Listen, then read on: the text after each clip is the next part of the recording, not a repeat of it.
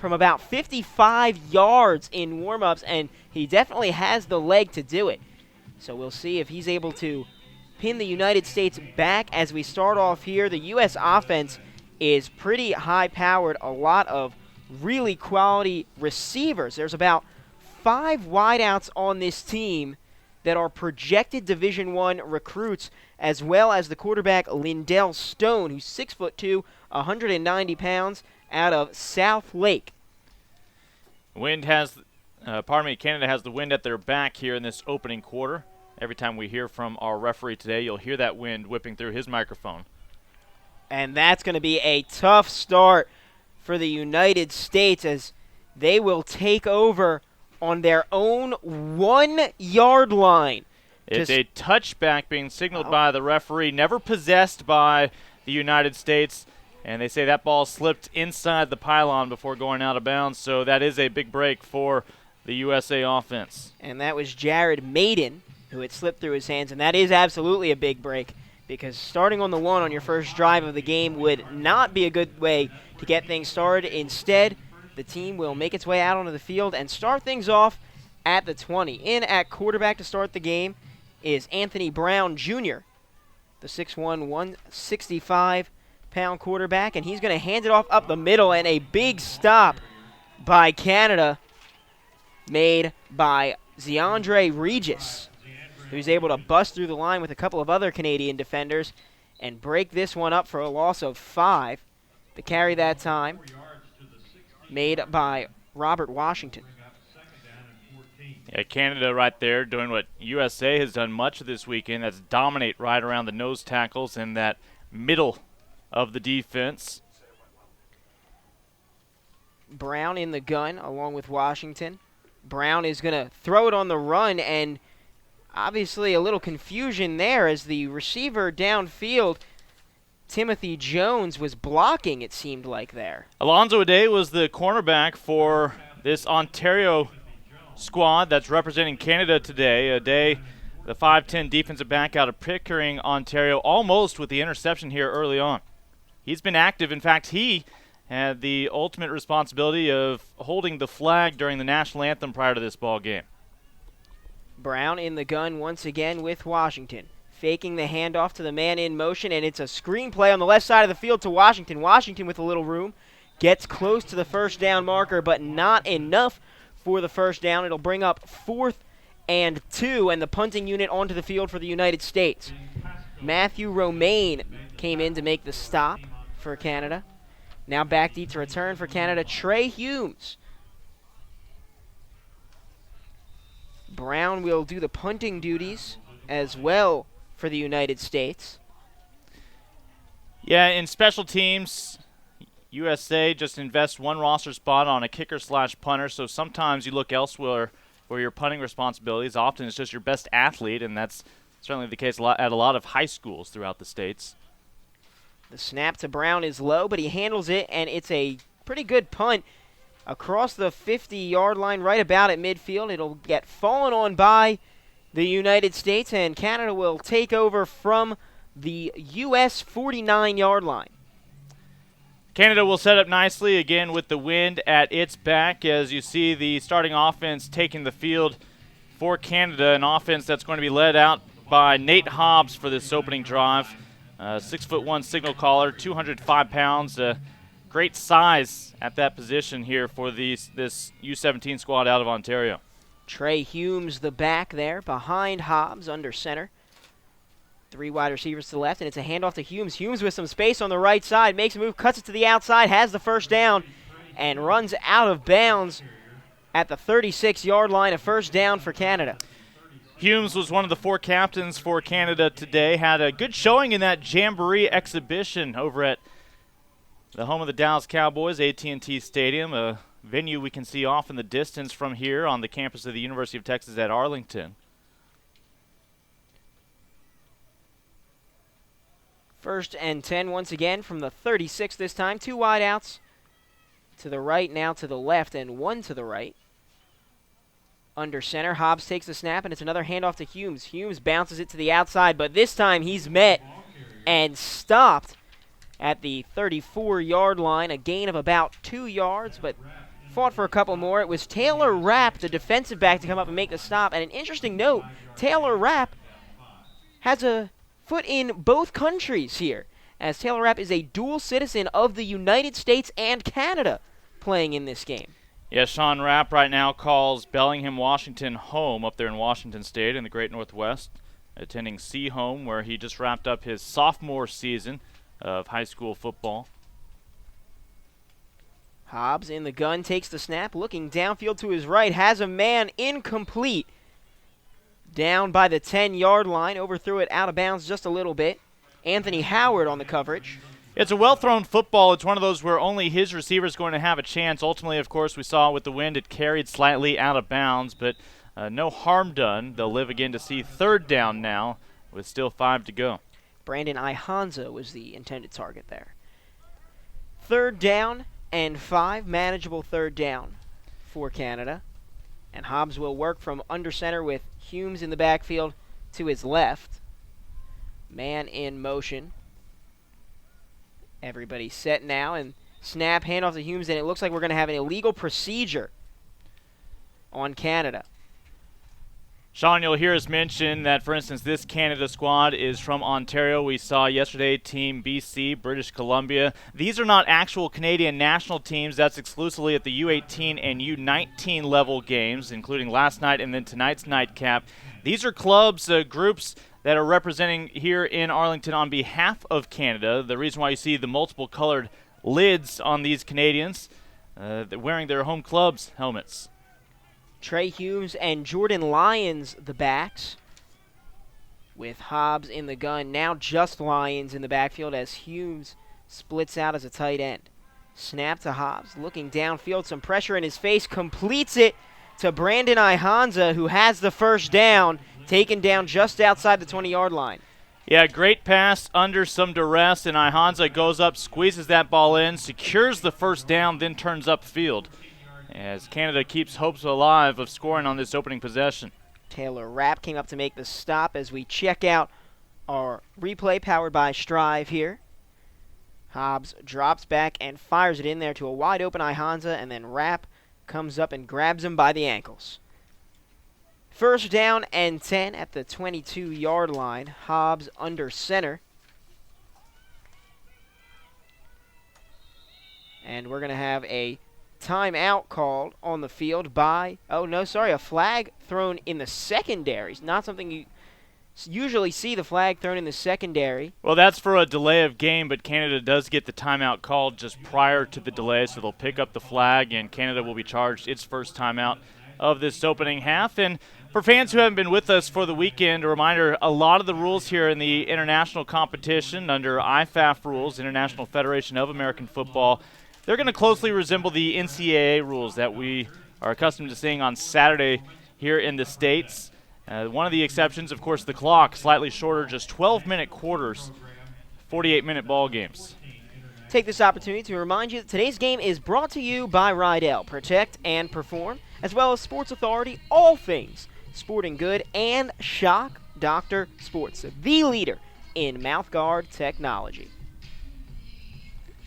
Back to the action now. I'm Sean Lerman alongside Lincoln Rose as we bring you this U17 matchup between the United States and Canada in the International Bowl Series presented by USA Football. Hobbs under center for Canada, wearing their red jerseys. He'll hand it off to Trey Humes, Jordan Lyons, with some room to the outside. Gets out of bounds inside the 20. Taylor Rapp forced him out of bounds, and Taylor Rapp, wow, has he been all over the field for the United States. Yeah, this is one area, yet another area where USA has excelled over the past couple of days. That's the speed on the outside. The various teams representing Canada have struggled to get yardage along the edge, and that's always having to do with speed, where USA has had the advantage. Lyons in motion to the slot now. Humes in the backfield, as well as Hobbs in the pistol. Hobbs drops back, takes a snap. He'll roll to his right, keeping his eyes downfield, and airs it out to the end zone. Incomplete, as Jordan Lyons can't hold on to the football. Yeah, an opportunity lost. Lyons went unmarked all the way down the sideline, held that right hand up in, screaming, "I'm open, I'm open." Ball was put beautifully right on him, and in the end, just outthought it as that ball slipped through, and a disappointing ending for that play for Canada. Third down coming up. And as we take a look at the replay, Jordan Lyons really wishes he could have this one back as the throw is right in his hands and Lyons can't hold on. 3rd down and 7 inside the red zone for Canada. Hobbs takes the snap, and it's a handoff on the left side to Humes. Does not have anywhere near enough for the first down. Picks up 2 before being tackled by Jamarian Caston. Again, there's that inability to turn the corner around the edge. Canada's got to be confident, though, that their kicker is about to put 3 points on the board. And I think that they have quite a bit of confidence in their kicker here. Yeah, we saw Michael Tarbert in practice. Again, right now with the wind at his back, this ball on the left hash mark should not affect things. Tarbert set here. The snap is good. The hold is good. The kick is up and good. Canada gets on the board first, taking a 3-0 lead against the United States here. The International Bowl presented by USA Football, powered by Strive. StriveNetwork.tv, and on Twitter at @Strive_network. 7 minutes and just about 20 seconds to go here in the first quarter of action. Remember, Canada got that ball about midfield after the United States did not have much success on its first possession, so a short field for Canada. USA defense holds them to a field goal. And I think the United States has to be pretty happy with the result of that possession. Canada got good field position there, and the U.S. did a pretty good job. They only allowed about 20 yards. Will Eason set to return, as well as Jared Maiden.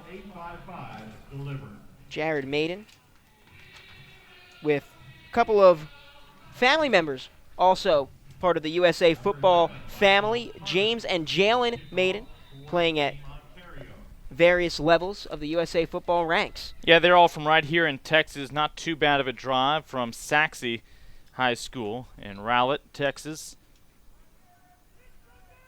As the ball will come off the tee, they'll let Canada tee it back up with no risk of a delay of game if it blows off the tee one more time, and they're not even going to wait for another time. I think it actually already fell off twice, and it's been falling off all day. So at this point, you almost have to say, listen, just throw a guy down there, kick it to the left side of the field.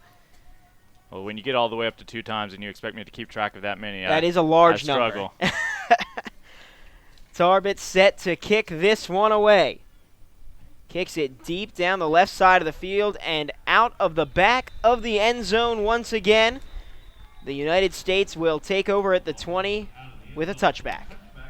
Let me say, for Canada, there is a decent chance Tarbert will be in the running for MVP the way he can affect this ball game with that leg. The USA Football Alumni Spotlight is brought to you by Upper Deck. Collect the best. Since 2009, 8 former Team USA players have gone on to play in the NFL, including New York Giants running back David Wilson, Cardinals defensive back Tyrann Mathieu, and Patriots wide receiver Aaron Dobson. And most recent notable Team USA alumni featured, there he is, Jameis Winston, with a very respectable college career already as a freshman. Handoff on the right side of the field taken by Timothy Jones. Jones will pick up just about 6 yards there. A nice run on first down. Jones, understandably, one of his favorite players, Calvin Johnson, as well as Cam Newton. Jones is a sophomore from Biloxi, Mississippi. This past year, a little under 700 yards receiving, 6 touchdowns. Also spends time as a kick returner over there at Biloxi High. Brown in the pistol. 3 wide outs to his left, 1 to his right. He'll take the snap and run it himself right into the line. Nowhere to go. Stop made initially by Benjamin Pasco.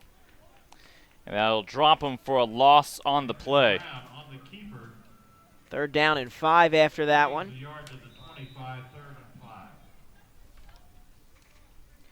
Anthony Brown Jr. out of Cliffwood, New Jersey, goes to St. John Vianney High School.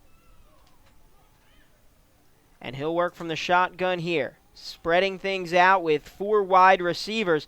Nobody covering the slot, it looked like, for a moment there. Brown will run it himself just past the line of scrimmage, maybe a yard gained, and the punting unit for the United States will take the field once again. Carter Wilson made the stop.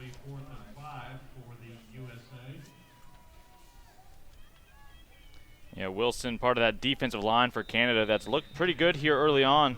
6'3", 210-pounder out of Ontario. And all these young men from Team Ontario. Brown ready to punt it away. Yeah, and they've got 11 men committed up on the line. This is a pure rush.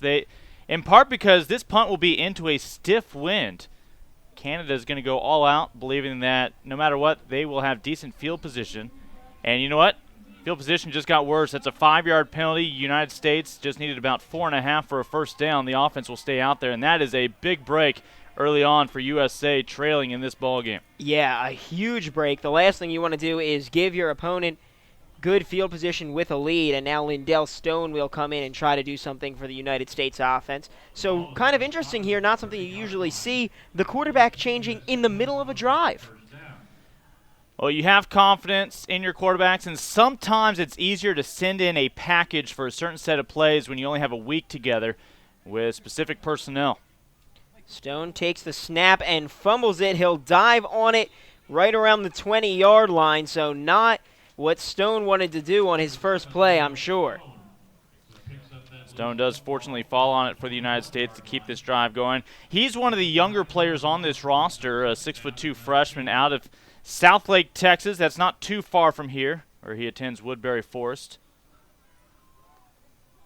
One of 2 freshmen on the roster, along with Bo Stewart, a linebacker. Yeah, both of them from right here in the Lone Star State. Snap, and Stone hits his man perfectly in stride, getting back past the original line of scrimmage. Kyrie Calley, you can expect to hear his name quite a bit, an outstanding young wide receiver. Picks up 12 on that one, and it's 3rd down and 7. Kyrie, a sophomore this past fall, 6'3" target already, and so he's going to be getting a lot of attention just with that size alone. And his 190-pound frame, out of, you mentioned Mechanicsburg, Pennsylvania, at Trinity. Man in motion.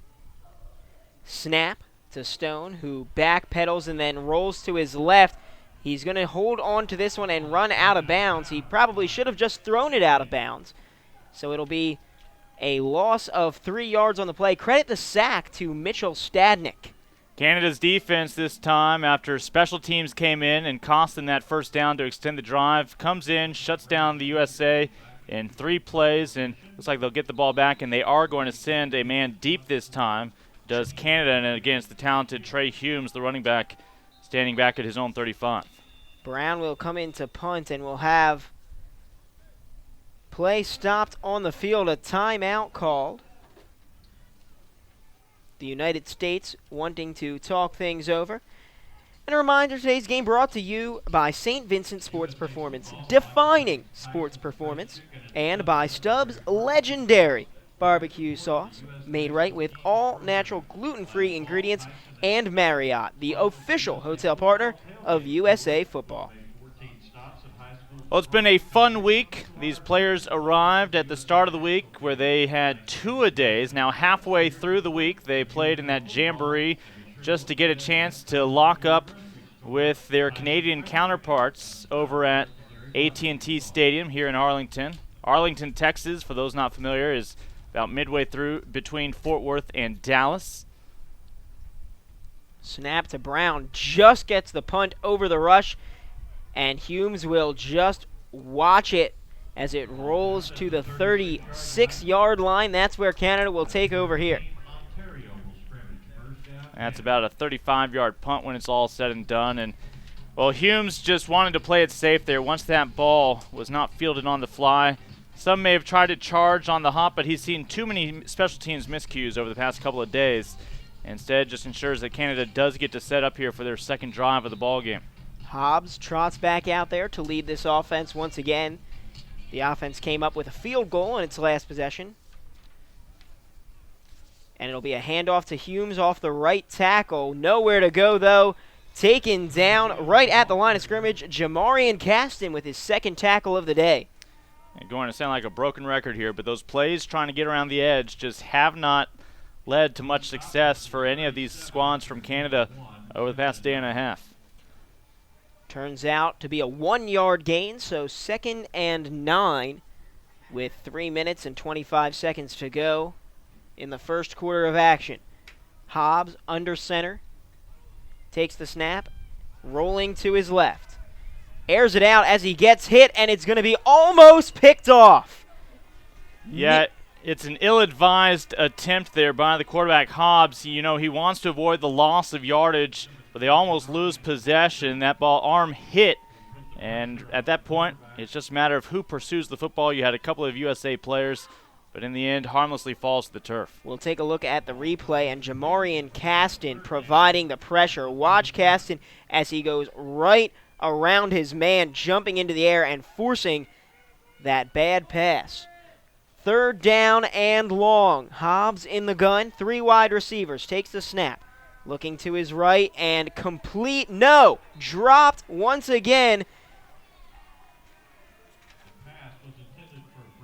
Brandon Ihara could not bring that one in. Ihanza, rather. I believe that was Evans, who winds up a linebacker on the coverage, who helps break up the play. You had a couple of USA players in the area. Excellent job to prevent the first down. Chauncey Gardner back deep to return the punt for the United States. Canada late to get an 11th man out, but still 10 seconds on the play clock here. Canada getting set to punt it away on 4th and long. It's a good punt and deep, but returnable. Takes it at the 30-yard line, and taken down just past the 30 is Gardner.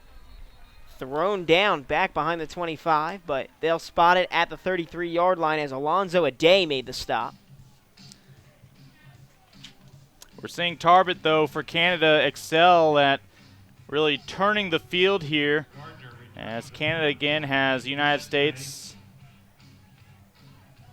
backed up a bit on their own 34-yard line after the punt. Lindell Stone out to man the quarterback position once again. 4 wide receiver set. Robert Washington the back. Stone takes the snap, fakes the handoff, and it's batted down at the line of scrimmage. It'll bring up 2nd down, and Lindell Stone, quite an athlete. Let's take a look at some of his highlights. Stone, a very, very high quality quarterback, as we see him drop back there and air it out. Just a flick of the wrist to get it downfield, reminiscent of a young Michael Vick perhaps in his release, and how quickly he gets it out and just the way he flicks it. Not a ton of arm power needed for him to get it pretty far downfield. He takes the snap here, and he'll keep it himself, evades the first tackler, can't evade the second, picks up maybe a yard before being brought down by Brandon Ihanza, playing on both sides of the ball. Yeah, our viewers up there in Ontario recognize Brandon likely if they're from the Brampton, Ontario area. That prior play, the pass that was deflected at the line, the deflection courtesy of Mitchell Stadnick. 4 wide outs, Washington the back. Stone takes the snap, has a man on the slant, hit immediately, shy of the first down. Kyrie Cali, the intended target. Alonzo Aday on the coverage, makes the tackle. 4th down and 5. And let's check out some of Kyrie Cali's highlights. Now, Cali, 6'3", but he wasn't always that big, as Cali was born a little premature, only 4 pounds 7 ounces when he was born, but has grown into a big, strong wide receiver. The punting unit in. Brown takes the snap, and a good punt this time, and deep, but returnable by Humes, who drops it but is able to pick it up, and it's going to be Canada ball. Jordan Edwards flew down the field and really forced the issue. Canada's offense now starting from just outside its own 20, starting at the 21-yard line. We've got a couple of punters vying for player of the game honors for their respective nations. I was impressed again by Canada on defense that last series. Once they get their initial contact on defense, they tend not to allow any additional yardage. Good job, fundamentals, wrapping up. Hobbs will take the snap and hand it off up the middle to Trey Nicholson. Sorry, that was Trey Nicholson that they faked it to, and then they handed it off to Dominic Valinchik.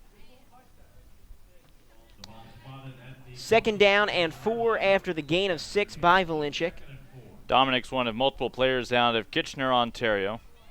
5'11" running back, excess of 200 pounds. 1 minute to go in the quarter. Handoff up the middle, won't go anywhere. Stop made at the line of scrimmage by Roosevelt Calhoun Jr. Calhoun plays a little bit of running back home in Reno, Nevada at Hug High School, but excelled defensively with in excess of 100 in tackles this past year. You can understand why he looks up to Patrick Willis, one of the top linebackers in the NFL, as a Canadian slow to get up. Dominic Valinchik in a bit of pain there on the ground. Roosevelt's looking at a variety of Big 12 schools as well as Pac-12 schools to play at the next level. Again, he has one more season coming up. He'll be a senior this upcoming fall. But after he has his sights set on tormenting players in the NFL, he wants one of our jobs up here in the broadcast booth, wanting to pursue a career in sports broadcasting. A lot of these young men seem to want to go into broadcasting, and I'm sure a lot of them will be able to do just that with their fantastic football background. Back to the action now, 3rd down and 4. Hobbs in the gun, takes the snap, drops back, and looking downfield, intercepted! Intercepted by the United States, and running it back to the 20, the 15, and down to the 10. Jared Maiden picking that one off, and now the United States in prime position to put up some points. Again, Maiden from Saxe High School right here in Texas. A loud cheering section, and this is exactly what the USA needed for the defense to make a big play.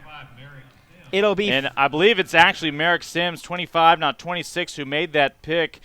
Sims out of Atlanta, setting up USA in its best field position of the day. Hobbs dropped back and fired it downfield into a lot of coverage, a lot of blue jerseys there, and Sims was able to pick it off and run it back to the 9. So 1st and goal from the 9. Brown back in at quarterback, takes the snap, and he'll run it himself up the middle. Has some room, couple of moves, into the end zone, touchdown! That was number 10, Anthony Brown Brown Jr. Jr. gets the United States on the board, gives the team the lead, 6-3, pending the extra point. Again, Brown, one of the current sophomores in high school over there in Cliffwood, New Jersey. Back as an 8th grader, was already part of some All-American games. Showing some hard running after the turnover moments ago, forced by the defense. And Max Allen boots it through the uprights. That one would have been good from 40 yards. Instead, it's just 1 point, and the U.S. with a 7-3 lead here in the first quarter of the International Bowl's 5th game, presented by USA Football and powered by Strive. It's all set up by that interception, of course, by Merrick Sims II, a young man who plays in the secondary for USA Football, but he's got a past as a quarterback over there at Westminster in Atlanta, and you love when you can have a quarterback in the secondary defensively. It's easier to get in the head of a opposing quarterback, and at that time, just able to step right in, pick it off, and almost take it the distance. Alonzo Aday and Jordan Lyons back deep to return. Aday on the far side and Lyons on the near side of your screen. Max Allen will kick it off. Allen just booted through the extra point. We'll take this opportunity to take a look at the players that started today's game. Presented by Cutters, your offensive starters. Brown Jr., who did a great job scoring that touchdown. And then as we take a look at the defense, some big names there.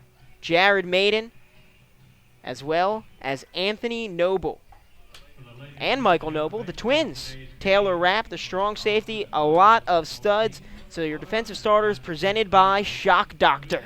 Yeah, you talk about those twins, some sophomores out of Brick Memorial in Brick, New Jersey, and when we heard from these players, a lot of them are already referring to each other as brothers, but we do actually have some sets of brothers, Yes. including those two young men. So Allen will get set to kick it away here. The way you can tell the twins apart, one of them subscribes to the Justin Tuck fan club. The other one's a big Ray Lewis guy. This one will go out of bounds before being fielded. So it'll be intentional ground. So it should be a flag, but I don't see any flags thrown on the field. We'll take this opportunity to let you know portions of today's game brought to you by Marriott, the official hotel partner and VIP hospitality sponsor of USA Football. Marriott is the official hotel partner of USA Football and the U.S. national football team. Special thanks to Marriott for their support of USA Football and the national team program. Back to the action now. I'm Sean Lerman alongside Lincoln Rose. Hobbs hands this one off. Out to the 20-yard line, it's Mitchell Smiley getting his first carry of the day. Picks up 4 yards, bringing up 2nd down and 6 as the clock winds down here in the first quarter. Yeah, that'll be the final play. Smiley, a big running back, 6 feet when you make the conversion from meters to feet, and 190 pounds.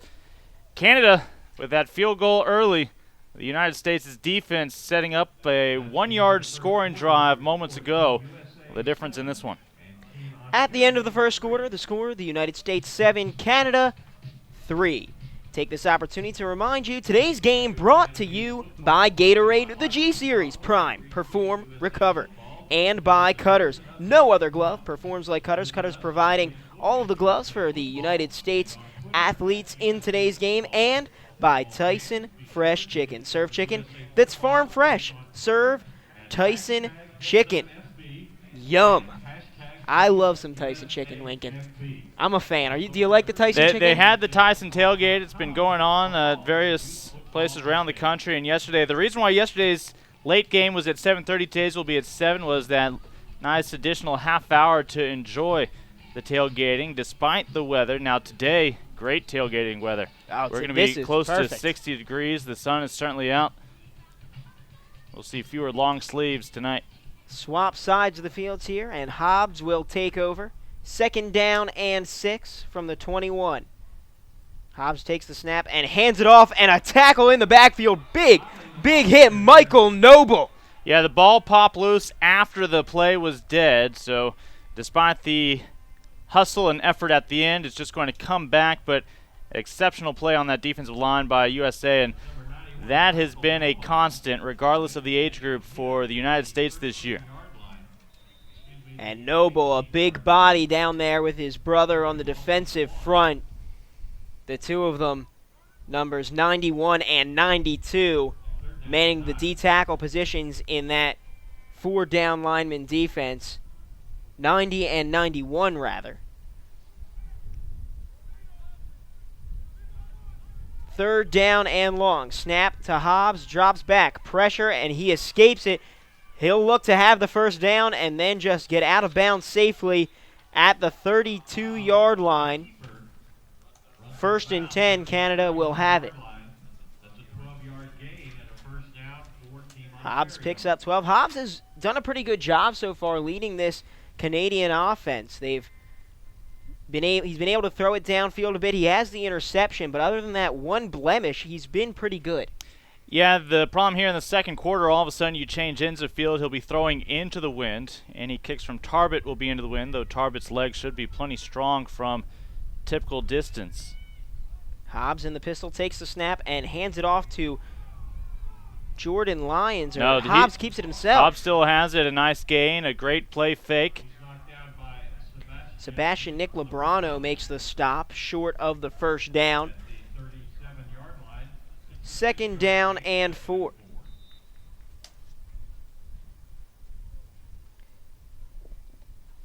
Ten minutes, 40 seconds to go here in the second quarter of play. Hobbs will work from under center. A man in motion. Hobbs hands it off to the back. Trey Nicholson, who's able to get out a couple yards on that run. Still short of the first down, however, and Canada will face another 3rd down situation, but this time just 3rd and 2. Joshua Johnson made the stop, and Johnson, another big body on that defense, 6'3", 275 pounds. Nicholson, the running back that time for Canada, never had much of an opening. To his credit, picked up what he could, about 1.5 yards, to make it 3rd and short with 2 yards to go. Hobbs under center again, takes the snap, and he'll hand it off this time, and room to run across the 40, the 30. Mitchell Smiley is going to get all the way into the end zone. Canada retakes the lead. And it's about a 63-yard gain for Canada, and that was the exception to what we've seen. The speed around the edge, and you saw the speed in 5th gear on display down the sideline. Tarbett will attempt the extra point to put Canada up 3. I think it'll be a 61-yard run officially on the score. And a big momentum grab here for Canada. Tarbett hesitates, and it's blocked. This can be returned by the U.S., but Tarbett gets it himself. He's going to run into the end zone, and it's a 2-point conversion. Just the way they draw it up for Michael Tarbett.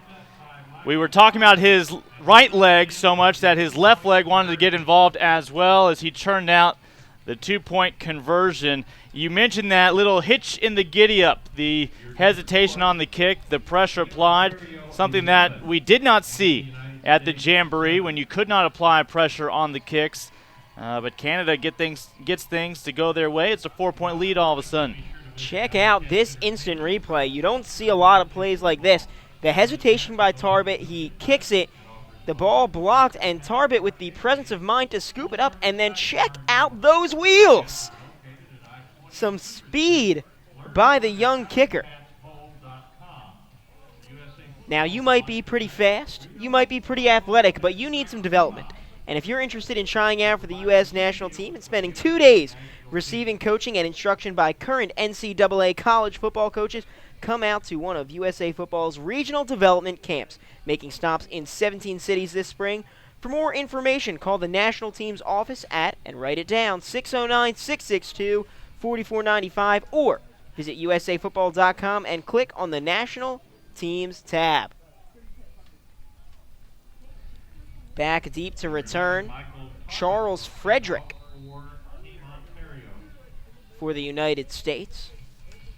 Tarbett will kick off. Well, Frederick, no surprise, he's back there. He's a former speed champion and strength state champion back in South Carolina.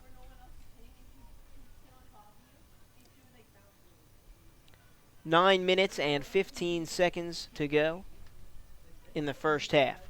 Tarbett kicks it, a booming kick to the far side of the field. It'll bounce before being recovered by Maiden, and Maiden with some room to run. He's got it, only the kicker to beat. Cuts it to the outside, the kicker dives, he keeps his feet in bounds, and Maiden's going to run this one into the end zone. It was Maiden on Tarbett around the 40-yard line. You thought Tarbett was going to come through with another big play, and somehow Maiden with his footwork tiptoes along that chalk on the near side. The official right on top of things saw the feet stay in bounds the entire way. I kept waiting for the official to put his hands up and say out of bounds, but Maiden, what control to be able to stay in bounds there as we see Maiden with all the room in the world there, and then the kicker Tarbett just diving hopelessly at his heels. Maiden able to keep the feet barely in bounds. Incredible. The extra point attempt will be good by Max Allen, and Canada relinquishes its lead. 14-11, the United States on top here, and it's been a back and forth first quarter. Really, really exciting so far.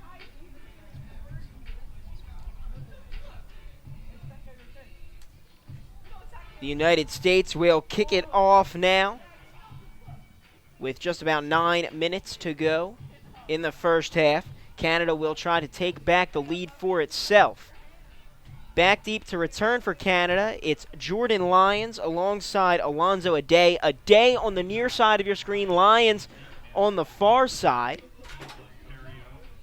Getting set to kick off for the United States. It'll be Allen. Well, it's quite the swing there, back and forth of emotions, and all of a sudden the United States back out on top by a field goal.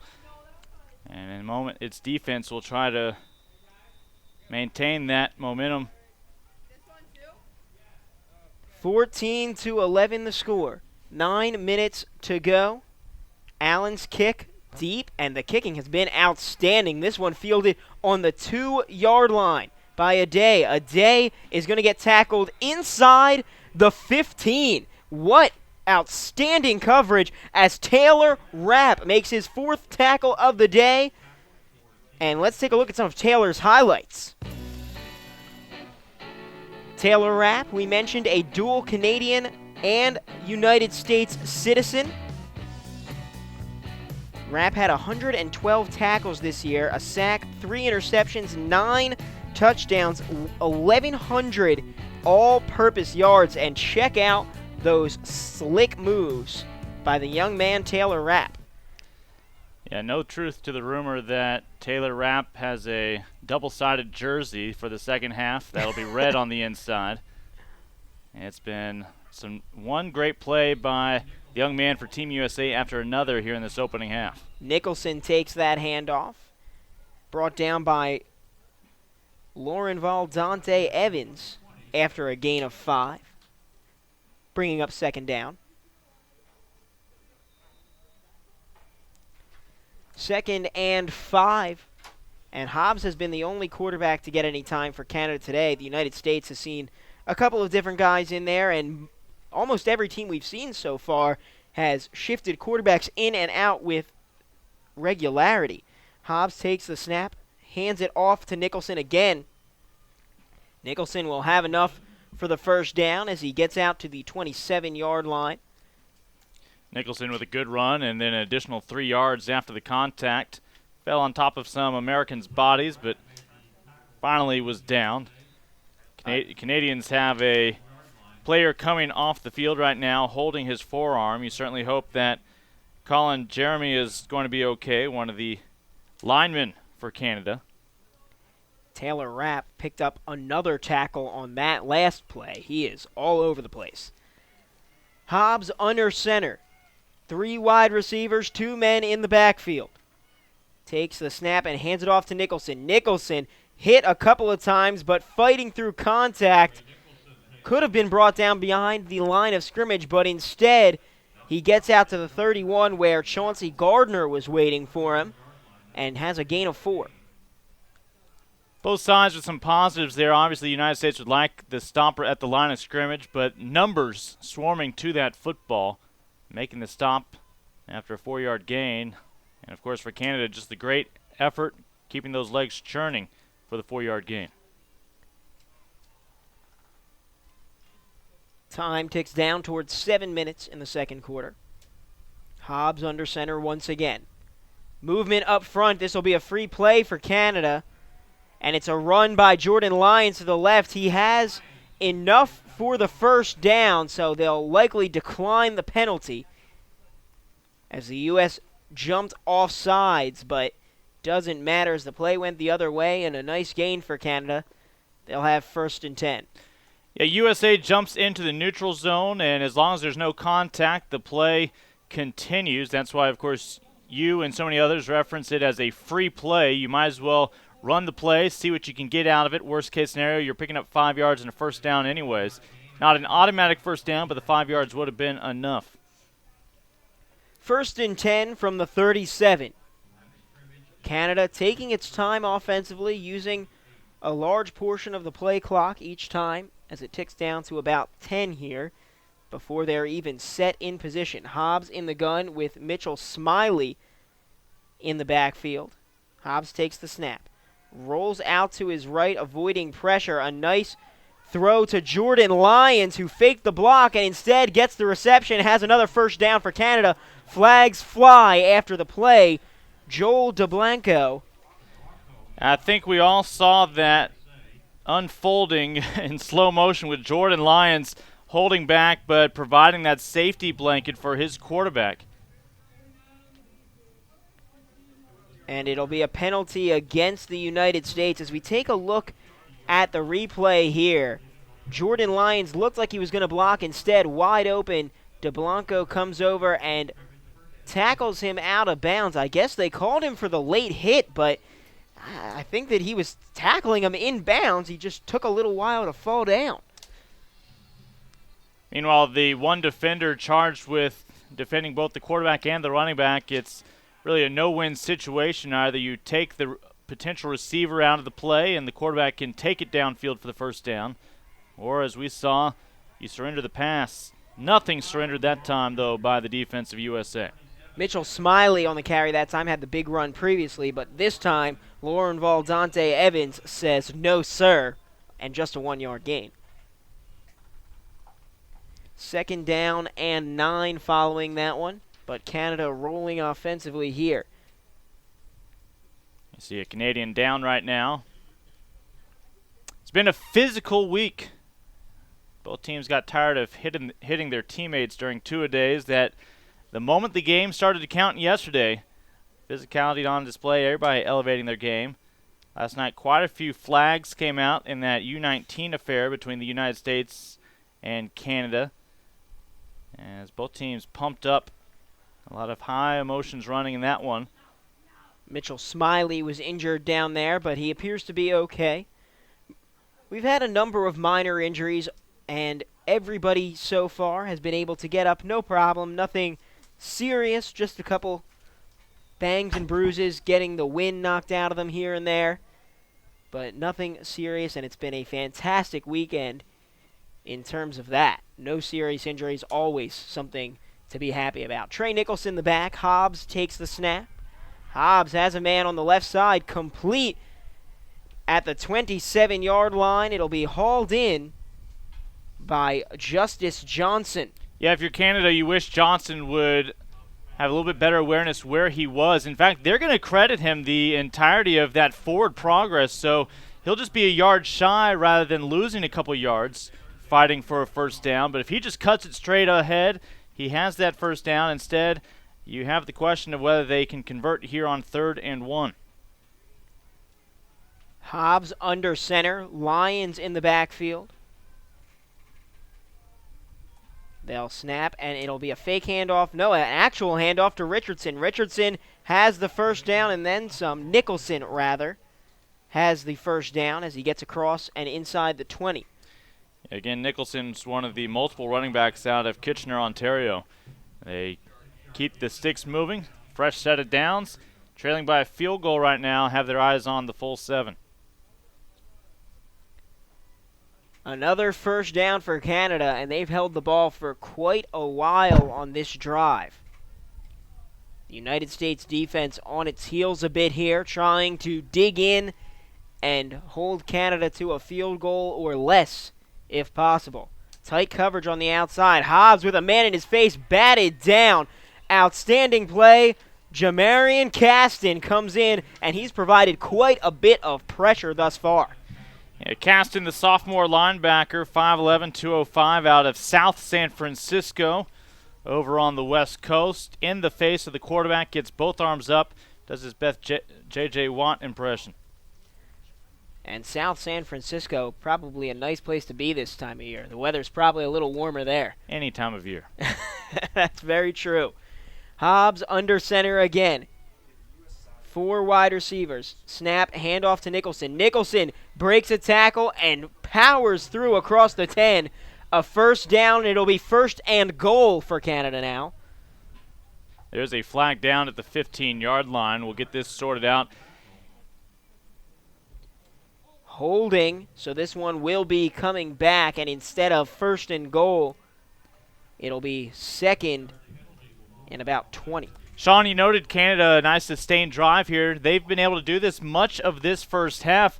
In reality, USA is leading 14-11, but one of those touchdowns, of course, on special teams. The other one, essentially a defensive score. It set up a one-play scoring drive for the offense after an interception. It's the offense of USA that has not been able to sustain much in terms of drive and clock management here in the first half. So if Canada can actually take a lead here into halftime, they'll have to feel pretty good about themselves going into the second half. Hobbs takes the snap and hands it off to Lyons. Lyons across the 20, slips a tackler, and he's going to make his way into the end zone. Touchdown. So it's Canada back on top on the strength of a couple of nice drives from their offense, and of course a great run there for the talented back. It was Lauren. We have an injured player down on the field for the United States. Lauren Valdante Evans came up short there. Yeah, Lauren Valdante, the product out of Orangeburg, South Carolina, where he plays for Lake Marion High. We'll take a look at the replay here, and Dante Evans getting tangled up with a group of guys right in the middle of your screen there, but he's able to walk off the field. A little help as he appears to have hurt his left leg, putting a little bit of pressure on it, though. Tarbot's excited to be back out there. Last time he got to do something he doesn't usually get to do, and that's run the ball in for a 2-point conversion. Right now he has a chance to put Canada up by 4. Yeah, he has scored 3, he has scored 2, and now he has scored the 1-point variety. 18-14, Canada leads it over the United States with 3 minutes and 50 seconds to go in the first half of action. We'll step aside, take a quick break. Back after this, you're watching the International Bowl presented by USA Football and powered by Strive. NFL Flag, powered by USA Football, is an exciting way to get into the game.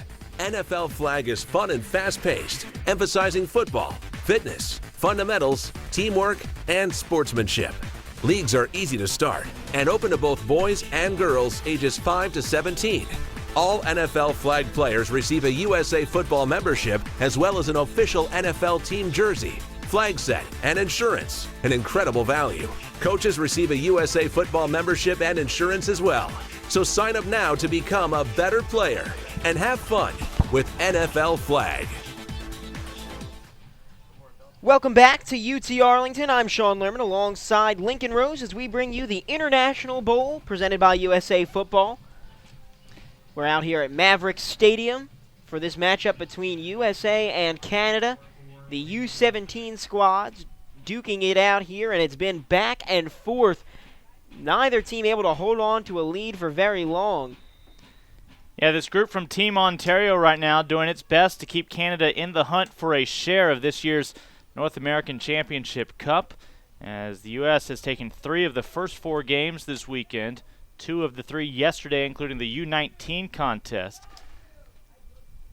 And right before the kick was about to happen, it got blown off by the wind. If you were told Tarbot is about to kick you, wouldn't you try to get out of the way? I probably would, because, man, does he have a leg. Back deep to return for the U.S. on the far side of the screen. It's Maiden who ran it back for a touchdown last time. On the near side, Will Eason. And the ball falls off again, so Canada will have somebody holding on to it. Now, interesting to note, Canada bringing somebody from the side of Will Eason to hold on to it, which means they'll likely kick it in Maiden's direction once again. And Carter Wilson will hold for Canada. And just as I say that, no, it'll be Liam Spencer to hold. So now Tarbot set to kick it off. Good way to lose a finger here. A deep kick and returnable by Maiden. Maiden takes it at the 7, and he'll get across the 20 to the 30, Not going to run it all the way back this time, but still quite a good return out to the 34-yard line, and nice field position for the USA, looking to score and retake the lead going into halftime. Yeah, Carter Wilson, who initially was going to hold that ball on the tee, winds up making the tackle and preventing another special teams touchdown. We talked about USA. They have not had a sustained scoring drive in reality, and so here's their opportunity to gain some confidence and reclaim a lead before halftime. Well, the last time the U.S. had the ball, Anthony Brown Jr. ran it in for a touchdown. This time he escaped some pressure, and check out those slick moves. Across the 40-yard line, takes a hit, and an 11-yard gain. They'll give him the first down. Alonzo Aday finally made the stop, and Anthony Brown Jr. evaded a number of tackles on that play. Could have been a big loss. Instead, a nice gain for the young man. 1st and 10, the United States have the ball at the 44. Yeah, Brown, a dynamic player. Brown in the gun. He'll take the snap and hand it to Robert Washington, who has nowhere to go. Stopped for a loss of 1. USA has 2 timeouts remaining this half. Canada has 1 remaining. So the United States can try to make this 3 minutes last about as long as possible. Assuming they can move this ball downfield, USA again does have the wind at its back here in the second quarter. Time ticking under 3 minutes here now. U.S. does have a pair of timeouts remaining. Brown with a man in motion, takes the snap, drops back, and it's a screen play dropped by Robert Washington, and probably good that it wasn't caught because he wouldn't have really had anywhere to go as Brandon Whiteman was all over him. And good pressure by Canada. Fortunate that the United States even got the pass off. As you noted, the clock stops with the incompletion, so 2.5 minutes to go. 3rd and 11 coming up. A long 3rd down conversion needed by the USA offense that hasn't done a ton thus far, despite United States having 14 points here near halftime. Brown takes a snap, has a little bit of time, rolling to his right, flags fly on the far side of the field. Brown is going to run it himself, contact, and he's near the first down marker. We'll find out what this flag is, but Brown could have stepped out a yard shy of the first down. Instead, he was determined to get it, cuts back inside, and welcomed the contact. But usually a flag at the spot where it is does not bode well for the offense. Referees conferring, and they're going over to the United States sideline, which bodes well for the U.S. Well, in which case, perhaps holding on a defensive back, but we'll wait and see. It's offsides on the defense, so there's your free play. They'll get another chance at 3rd down, this time much more manageable. Instead of 3rd and 12, it's 3rd and 7. Well, it would have been 4th and 1 if they took the play. The coach had to have been informed that they were short, so he would rather, instead of 4th and 1, have 3rd and 5. Brown in the gun. 4 wideouts, 3 to the right. And just some miscommunication in the formation as USA is going to call the timeout here with 1 remaining. And with that timeout, we'll take a timeout as well. Back after this, you're watching the International Bowl presented by USA Football.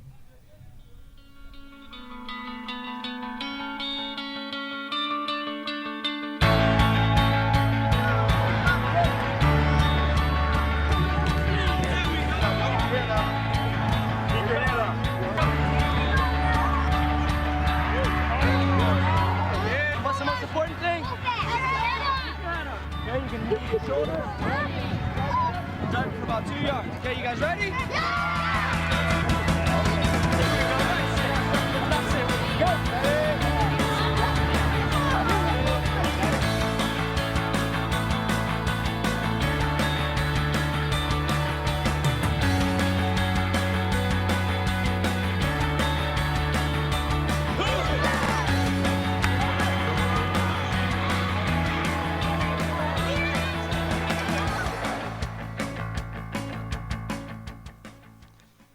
Sean Lerman alongside Lincoln Rose as we're back to the action. Brown takes the snap and nowhere to go on 3rd and 6. That'll bring up 4th down. So the U.S. had an opportunity for 4th and 1. They took the 3rd and 6. Now it's 4th and 5 after the tackle by Mitchell Stadnick. And the punting unit will make its way onto the field. Canada will look to have a return here on the punt, although the punt will be aided by the wind at the back of USA. Back to return for Canada. We're going to see this time number 21, Jordan Lyons. And Lyons standing inside his own 5. Unusual to see a punt returner stand all the way back there, because generally, as he moves up to the 10, if it's past the 10, you want your returner to just let it bounce into the end zone. And a very nice U.S. bounce as it hits the 7, bounces straight up. Lyons grabs it, and Canada will take over from their own 7-yard line. Yeah, for Lyons, a lot of split-second decisions being made there. I don't think he was necessarily happy with his first instinct. He was hoping that ball would take a friendlier hop back into the end zone. Was not going to happen, and all of a sudden Canada's chances of adding to their 4-point lead with 1:12 have been reduced significantly, pinned inside the 6, with just 1 timeout remaining. New quarterback into the game, Anthony Bontorin, takes over for Canada for the first time today with 1:12 to go in the first half and a 4-point lead for Canada. 1st and 10 from the 7. He'll hand the ball off to Lyons. Lyons with a couple of moves and getting out of bounds. Flags fly. Will Eason, the man to force him out. At the moment, an 8-yard gain, but likely going to be half the distance back to the goal here in a moment. The official makes the call, and it's against Canada. Yeah, just like a defender is unable to use the face mask to make a tackle, a blocker on the offense is unable to put his hands to the face of a defender. And that will put this ball back on the 3-yard line. Still 1st down. A minute to go in this first quarter. First half, rather. And backed up against their own 3. Bontorin working from under center. And movement by Canada. Well, usually a 5-yard penalty, instead half the distance in this case here, and it'll only be about 1.5 yards back towards the goal line. Well, we like to be education friendly, so 6 divided by 2 is 3, divided by 2 is 1.5, and we'll see what is next here with now the clock is ticking down. They'll have to stop it and get this fixed. So they should put a couple of seconds back on the clock. Yeah, I believe 1:07. Our officials on top of things.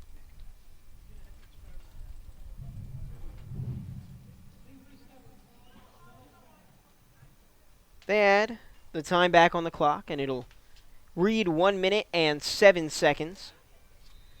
Canada from its 1.5-yard line. Bontorin under center. Takes the snap, and it's a handoff. Contact right around the goal line, but generally benefit of the doubt goes to the runner. Michael Noble made the stop, and Canada will have the ball on its own inch line. Yeah, the rule is the entirety of the football must be across the goal line in that green portion of the field to avoid the safety. It looked like that was the right call, that the ball did, in fact, completely get out of the end zone. The United States took a timeout. They want a chance to try and force a safety here.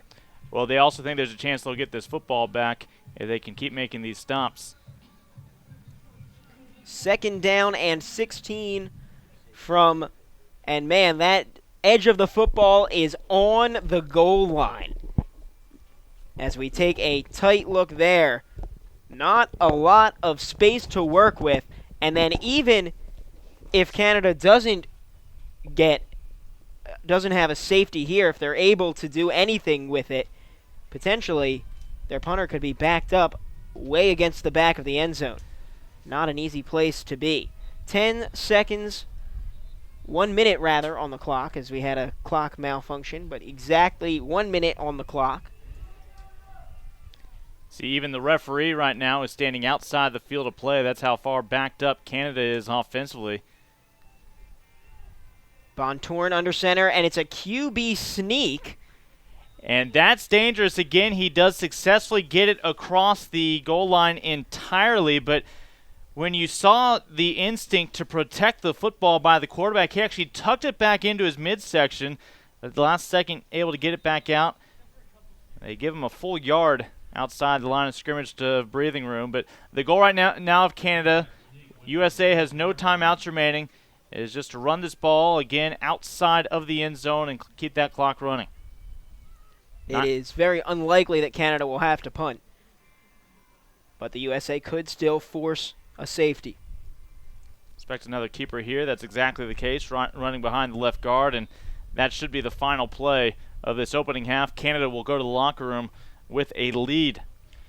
At the end of the first half, the United States trailing Canada 18-14 in a back and forth, pretty high scoring half. So we'll take a quick break and be back after this with the halftime recap. You're watching the International Bowl, presented by USA Football and powered by Strive. College football stars of tomorrow are being built today thanks to the support of Tyson Fresh Chicken and Stubbs Legendary Barbecue Sauce. Tyson is the presenting sponsor of the USA Football Tailgate Tour, a salute to top high school student athletes selected to play for the U.S. National Football Team. The USA Football National Team program boasts a star-studded list of alumni, including New York Giants running back David Wilson, Florida State quarterback Jameis Winston, Georgia running back Todd Gurley, and Stanford signal caller Kevin Hogan. This fall, the USA Football Tailgate Tour made 14 stops across the country to honor student athletes selected to participate on U.S. national teams. Tour stops featured visits to high school pep rallies, pregame jersey ceremonies, and tailgate parties prior to games, featuring Tyson Fresh Chicken samples prepared with Stubbs Legendary Barbecue sauces and marinades. Oh, very excited. Yeah, we are so proud of him. He's a really hard worker, and everything he does, he goes 100%. And he's also a good kid, a good student, just all around a good with a tackle for the Highlanders. Tyson and Stubbs made sure that fans walked away with giveaways, had the chance to enjoy interactive tailgate games, and hosted special meet and greet autograph sessions with current and former NFL players, mascots, and cheerleaders. This is great atmosphere. I mean, it reminded me back of my high school days, like just reminiscing just at this moment. And I mean, those guys are lucky to be out there, even though I'm in the NFL. That was still one of the funnest football times in my life. Basically because these guys play their hearts out. You know, I mean, it's big. You know, every kid needs to know that they're doing well. Getting these type of things is like really important, and it's going to propel them, you know, to all types of new heights, new goals. It's like, hey, I really accomplished something, and everybody likes accomplishments. Each of the high schools involved were honored to have the Tailgate Tour visit their school and were great ambassadors for the Tyson and Stubbs brands. Well, St. Rita football, we're in our 102nd year. The energy here for football games is always great, but Tyson Chicken being here tonight added a lot of flavor, and I know everybody enjoyed sampling the chicken, seeing Desmond Clark, Staley. You know, it was a great night, a great addition to the atmosphere. It was delicious. I tried every flavor barbecue sauce. I'm from Texas, so I like my barbecue. It's nice. It brings more attention to the school, which is ultimately what we want, is to get the word out about Lutheran North. In total, the Tailgate Tour impacted more than 30,000 high school football fans in 10 markets from September through November, distributing more than 15,000 Tyson Fresh Chicken samples. The Tailgate Tour had its own microsite featuring a tailgate recipe contest, and tour stops were promoted on usafootball.com as well as other USA Football social media channels, including Facebook and Twitter. Thank you to Tyson Fresh Chicken and Stubbs Legendary Barbecue Sauce for your support of USA Football's national team program and for helping to create lasting memories for these great athletes. At USA Football, creating a better, safer game is our #1 priority. The second annual Protection Tour, Part of USA Football's Heads Up Football initiative is a series of free, one-day events for players and parents that delivers expert-driven health and safety education focused on teaching proper tackling fundamentals, equipment fitting, and concussion awareness. We need to go out here, start this thing from the bottom level, teach these young athletes, these 6, 7, 8, 9s, how to tackle properly so they can grow up playing the game the right way. Supported by corporate partners Riddell and AIG, the 2013 Protection Tour impacted more than 2,300 youth football players and parents in 5 NFL markets throughout July and August. Events were hosted by the San Francisco 49ers, Dallas Cowboys, Chicago Bears, Minnesota Vikings, and New York Giants. At each Protection Tour stop, players were introduced to the 5-step heads-up football tackling technique and participated in various football tackling drills, while parents learned about concussion awareness and proper helmet fitting. Each player was measured and sized for a helmet by a Riddell equipment expert to show parents the proper helmet size and fit. Protection Tour stops also included interaction with current and former NFL players. The concept of team, working with others and working collectively towards one goal. I think those are life skills, not just football skills. And, I really think that football teaches you more about those skills than any other sport that there is for kids to play today. 7-time Pro Bowl receiver Larry Fitzgerald of the Arizona Cardinals served as the Protection Tour's national spokesperson and conducted a media tour in New York City, appearing on numerous national television and radio shows to promote the events. There's free tours all around the country at many NFL sites that are teaching proper fittings for helmets and shoulder pads, concussion education, and also proper tackling techniques, which is so important at the youth level. The Protection Tour teaches young athletes the proper way to tackle and engages parents in the learning process. An educated and engaged youth football parent makes for a better, safer game. Welcome back to UT-Arlington. I'm Sean Lerman alongside Lincoln Rose as we bring you this exciting U17 matchup between Canada and the United States, 18-14. Canada leads it after a back-and-forth first half, Lincoln, in which both teams had a lead at one point or another. Yeah, this is the second U17 clash taking place today. Earlier today, we saw the younger U17 group, if that makes sense. It was a blend of sophomores and freshmen. This primarily sophomores and juniors. We've seen a few ninth graders sprinkled in for USA as well. And unlike the first game that was decided pretty much by halftime in favor of USA, this second one, Canada has had the better looks on offense, some of the advantage on special teams. United States has kept it close thanks to a special teams return for a touchdown, as well as an interception that set up a 1-yard touchdown drive for the United States. Canada will start off with the football in the second half, so it's going to be up to the defense again for USA to shine. Let's take a look at some of the statistics. Our halftime recap presented by Sports Authority, all things sporting good. Mitchell Smiley had 4 carries for 61 yards and a touchdown for Canada, and Jordan Lyons, 4 carries for 40 yards. So the two of them providing 2 touchdowns and over 100 yards of offense, just 8 carries between the two of them. They've been the bulk of Canada's offense so far.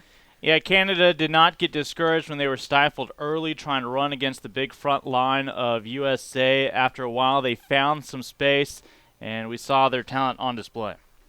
For the United States, Anthony Brown Jr. has carried the ball 4 times for 21 yards, scored a touchdown, also done a really nice job punting, as he's been a big member of the special teams unit. Jared Maiden, one of the 3 Maiden brothers in the USA football program, 150 overall return yards, as well as the big return touchdown that gave the United States a lead at one point in the second quarter. And then Merrick Sims, the second, had the interception that set up the Anthony Brown touchdown. So the United States offense hasn't done a ton so far. It's been defense, it's been special teams. What does the USA need to do to kind of right that offensive ship in the second half? Again, they just need to find a rhythm. It's not so much about the struggles USA has had on their side. It's Canada's defense deserves a lot of credit. They've been very consistent maintaining their assignments, and you consider, again, this week where it's been limited opportunity for these players to get to know one another on these respective programs. Canada's done a great job clicking early on. Want to point out, we highlighted some of the standout players. One of the ones who did not get mentioned is actually out on the field as we speak, as the kicker for Canada, Tarbett, has been phenomenal. You just wish that special teams and kicking was a bit more of this ball game so we could see some more of him, a young man who has a field goal, has an extra point, and even has a 2-point conversion on a fluke play. Responsible for a touchdown's worth of points is Michael Tarbett. He had that really unique play where he went to kick the extra point, hesitated for a moment. The kick got blocked, but heads-up play by Tarbett, able to snag the ball and run it into the end zone for a 2-point conversion. So a really good job by Tarbett, certainly in the conversation for player of the game. Yeah, I certainly hinted at that at the start of the broadcast. There have been some other Canadians who have shined, but if ever there were a kicker who was going to be your MVP, Tarbett certainly has the talent to justify it. An exciting game so far, and we are looking forward to the second half. We'll take a break, step aside, and be right back after this. You are watching the International Bowl, presented by USA Football and powered by Strive.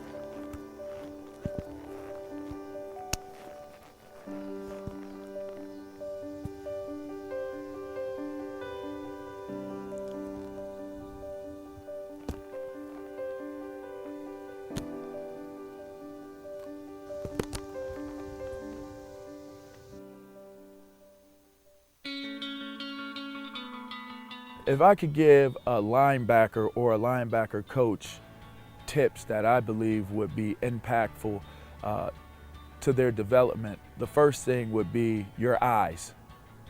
What your eyes see is what your body will do. Your body will follow where your eyes are. So you have to make sure that your eyes are in the proper places. You teach the focal points of where that player's eyes should be. All right? So when you see your work, you can get your work done. If you don't see your work, you can't get your work done. So you train the eyes. I want to see, is that guard pulling? Is that guard heavy on his hands? Is he light on his hands? What's the quarterback doing? What's the depth of the running back? What's the splits of the receivers? I need to see all these things and analyze. The linebacker is the most important position on the field. As a linebacker, I'm biased, but I'm telling you, that's the most important position. Why? Because we have to be the guy that understands what that quarterback is doing. We have to be the guy that has enough athletic ability to do what that defensive lineman does. Oh yeah, and what the secondary guys do. We have to be able to be strong enough to deal with offensive linemen, but yet fast enough to be able to run with running backs and receivers.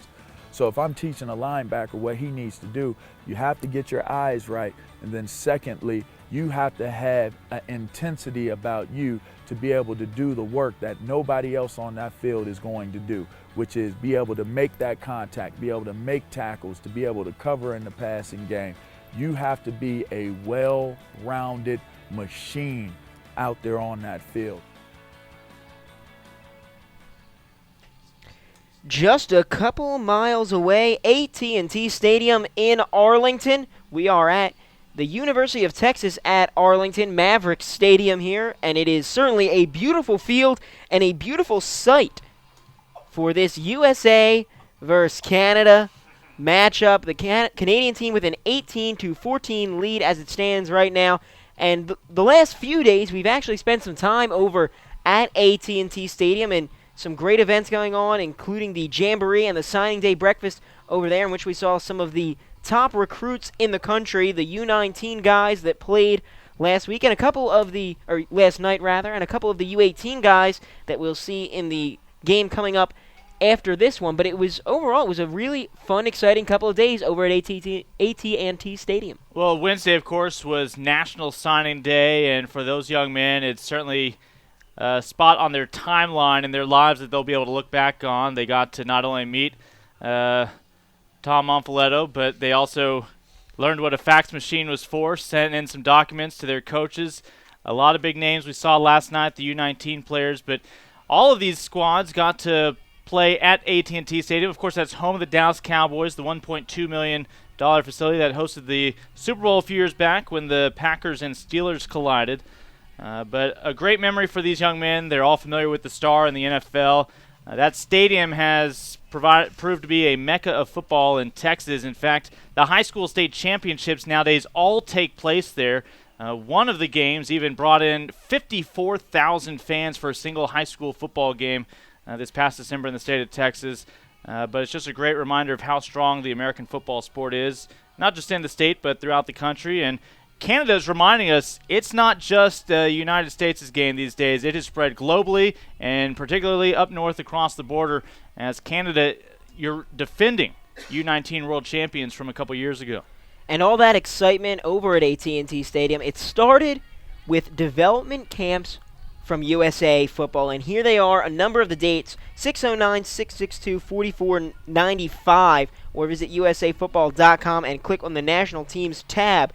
If you would like to get involved with some of these regional development camps, check out some of the dates, starting off in February in Dallas, Texas, moving on to Austin, Texas, going all the way through to the end of May, in which the regional development camps will be taking place in Seattle, Washington, and Denver, Colorado, over the weekend of May 24th to 25th. But chances are, no matter where you are in the country, there's somewhere within a reasonable distance to check out some of these camps. So definitely go to usafootball.com or call 609-662-4495. That's 609-662-4495, and get some of the best coaching possible from NCAA coaches.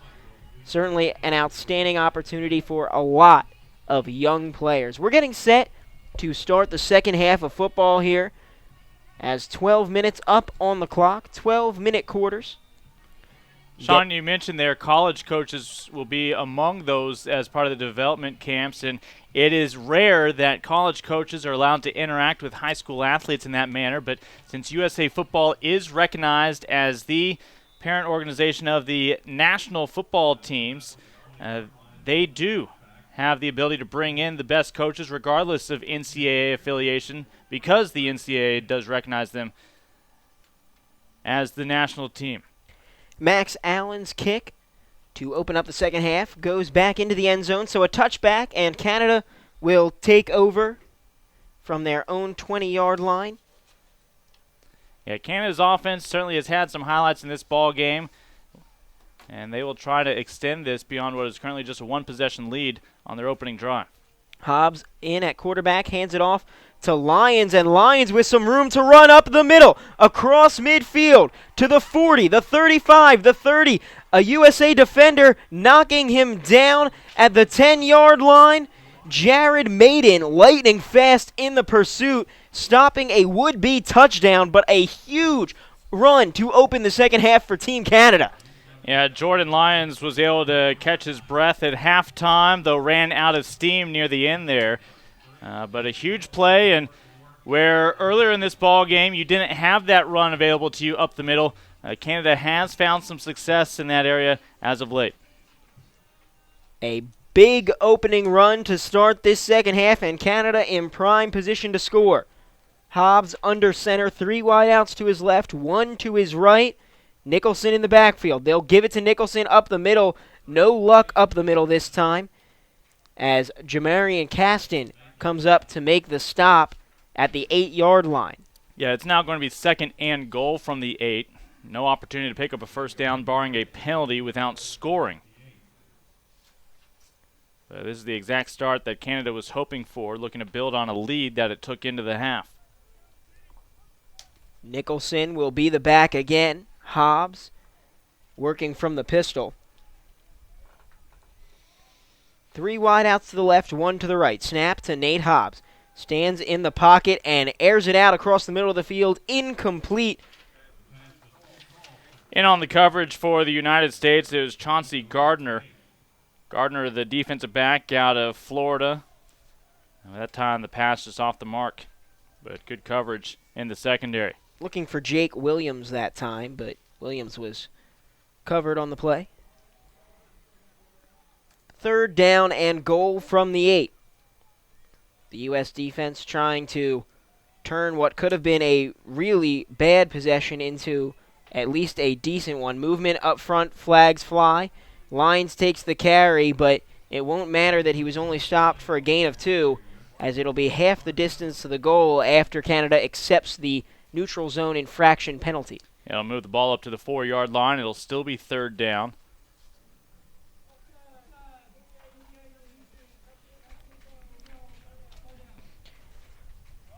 Remains 3rd down, but now goal from the 4. Hobbs will get the call from his sideline and make his way to the huddle.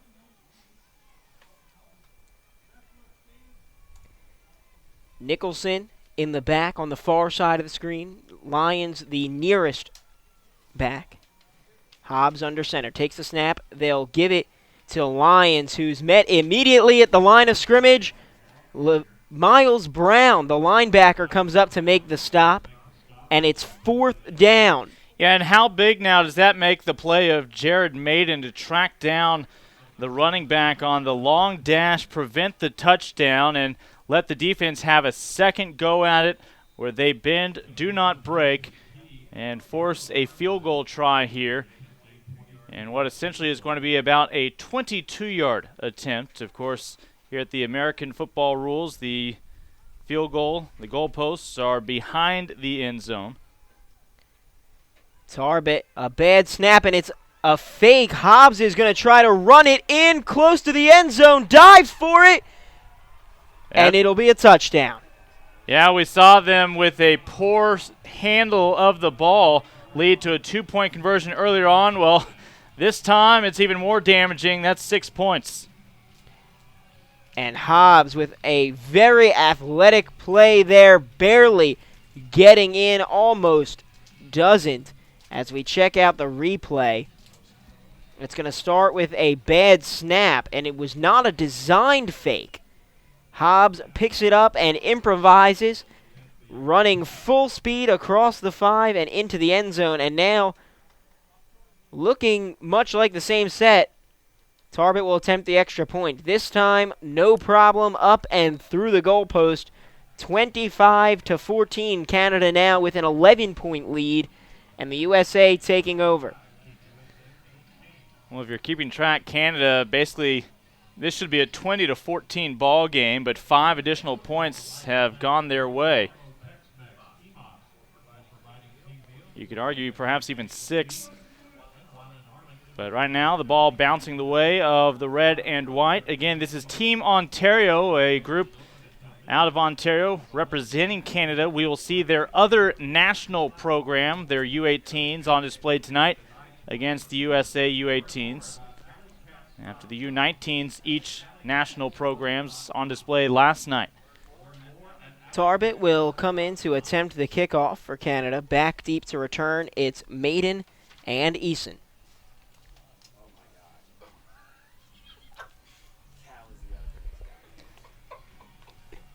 Nine minutes and 35 seconds to go in the third quarter of action as Tarbert prepares to kick off from the 35.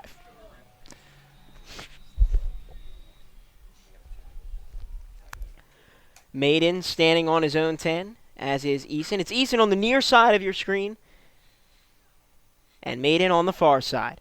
Tarbert kicking it deep and high down the center of the field, bounces and picked up by Maiden at the 10. Maiden, not a ton of running room, but gets out to the 20, has a little more, stiff arms and out of bounds right around the 30-yard line. Yeah, Maiden, of course, has to pick up that ball. That is a live ball on kickoffs, unlike punts, where you can have the luxury of just letting it bounce and die down. Maiden showing his good hands and immediately slipping into full speed ahead. The United States now trails by 2 possessions, down by 11.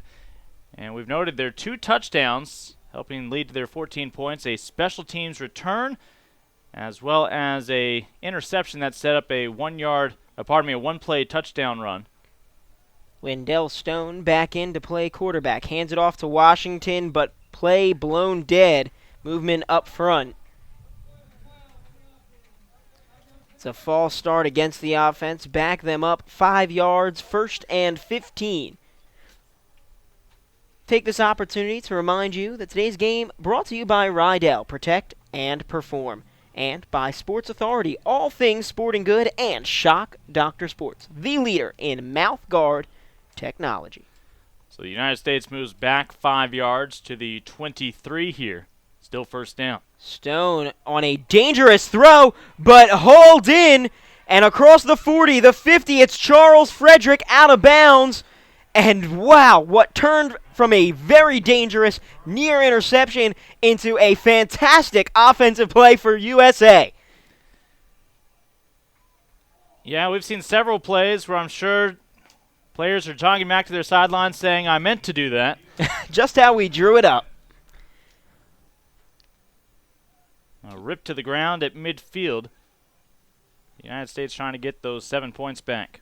Stone takes the snap and hands it off up the middle to Washington. Washington cuts it to the outside, gets a block, and across the 40, first down at the 40, or the 36 rather. Evan Martin forced him out of bounds. Again, Washington's the running back out of Charlotte, North Carolina at South Lake Christian. South Lake Christian's one of the schools that has provided multiple players for this U17 Red squad. A nice coup for that academy. Stone in the gun. 2 wideouts to his left, 1 to his right. Washington the back. Low snap handled by Stone, and Stone is going to get dragged down. A loss of 2 on the play after Frazier Sopik comes in to make the sack. 2nd and 11 after that one. Just over 8 minutes to go in the quarter. Canada holding an 11-point lead. The U.S. with the ball inside Canadian territory. 4 wide receivers spread out for the United States. I think that's called a province. Lindell Stone takes the snap and rolls to his right. A lot of pressure. Airs it out downfield in the area of nobody as he throws that one away. He was outside the pocket and did get it past the line of scrimmage, so no flags fly.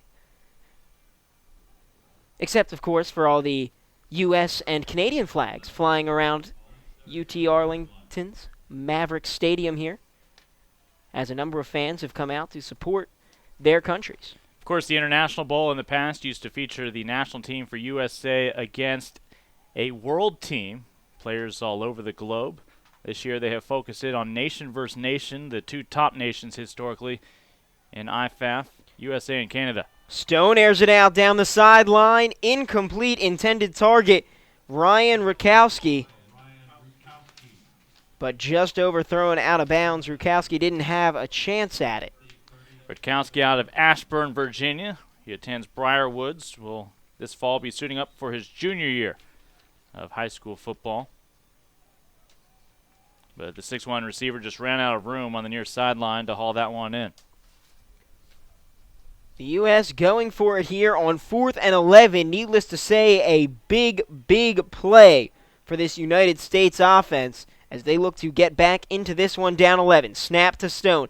Airs it out. Right side of the field. Incomplete as he overthrows his man just past the reach of Charles Frederick.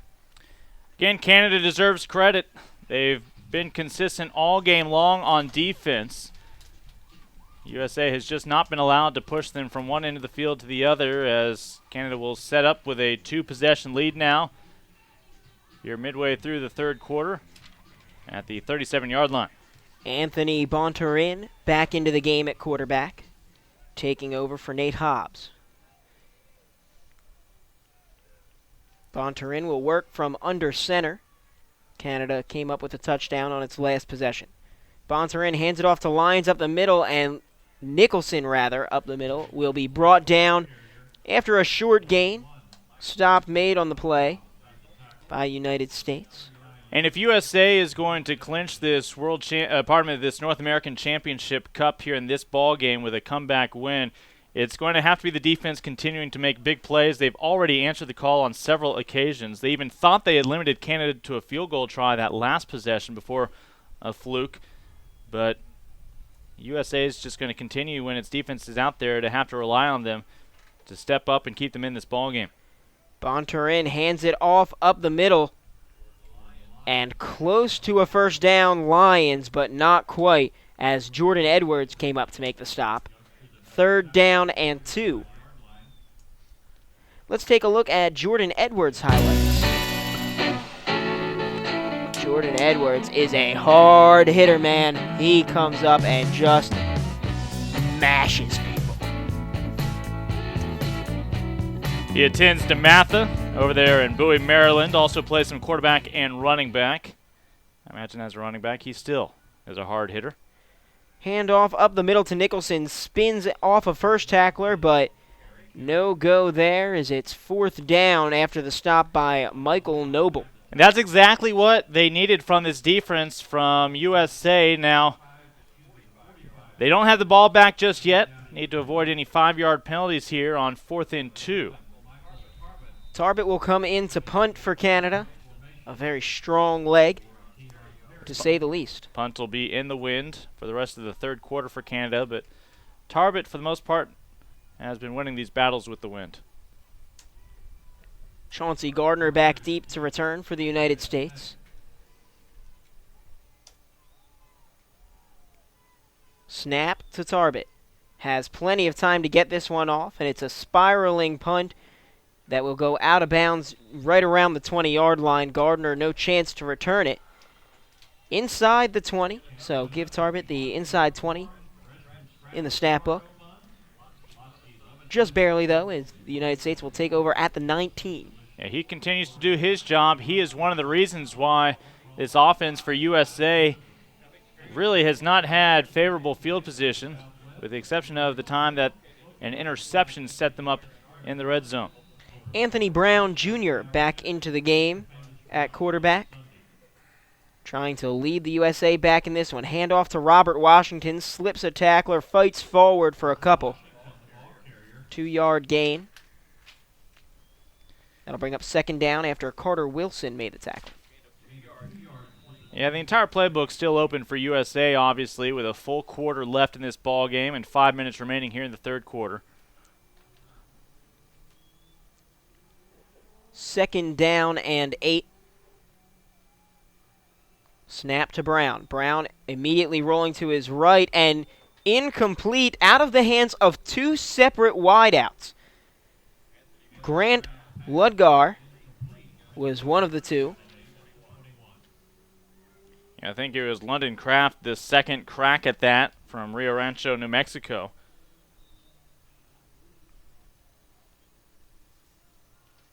It's hard to maintain your focus on a ball that's already been deflected once, but certainly able to almost haul it in. Instead, incompletion, already 3rd down and long.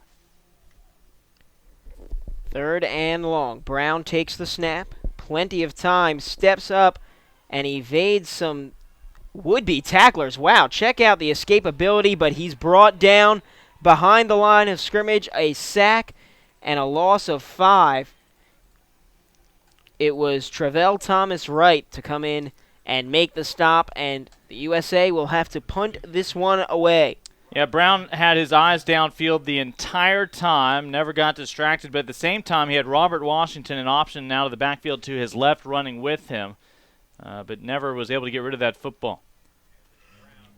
Brown ends a punt. Alex Salchev back to return. Canada's going to be late getting a couple men out there. Play clock down to 6. And U.S., nice snap, and Brown's punt, low line drive, bounces to Salchev. Salchev picks it up and evades a tackler. He's got some room, some open space, makes a cut across midfield down to the 40. A good return by Salchev. And Canada takes over with outstanding field position.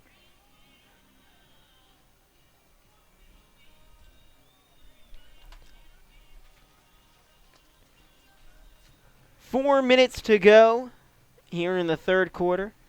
Yeah, now you start to risk the defense for USA getting tired, spending a lot of time out there on the field. They were able to force Canada's offense off the field successfully, but special teams ultimately back and forth has favored now Canada, setting them up for this drive on the 40 of USA. Bonturin at QB takes the snap, fakes the handoff, and has a man downfield complete.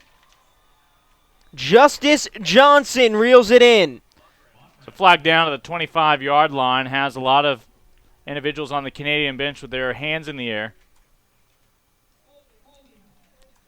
They'll go ahead and decline this. Touchdown will stand. Just short of the touchdown, actually. They'll have the ball 1st and goal from the 8.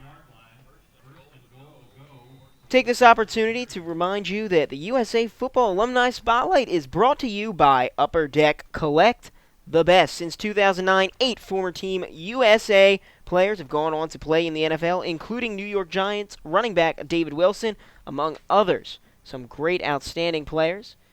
Maybe some of the guys in this game today will go on to play at the NFL level. A handoff goes just about nowhere. And now let's spotlight one of the top guys to come out of this USA football program, Jameis Winston, a member of the 2012 U19 team, your 2013 Heisman Trophy winner, and the quarterback for the 2013 national champion Florida State Seminoles. Back to the action here. I'm Sean Lerman alongside Lincoln Rolls and an injured player for Team Canada, Jordan Lyons. We've seen Lyons break off some nice runs for Canada right up the middle, not trying to do anything special, just a powerful runner with good speed. They'll miss him on this play. On 2nd and goal from the 9 after the 1-yard loss. Bonturin will work from the pistol with 3 wideouts to his right, 1 to his left. Nicholson the back. Bonturin ready to go. Takes the snap and fakes the handoff to Trey Nicholson, running it himself to the outside and gonna get tackled, hit hard. Great play. Jordan Edwards able to make the stop, coming all the way across the field for that one. And a big, big stop, bringing up 3rd and goal.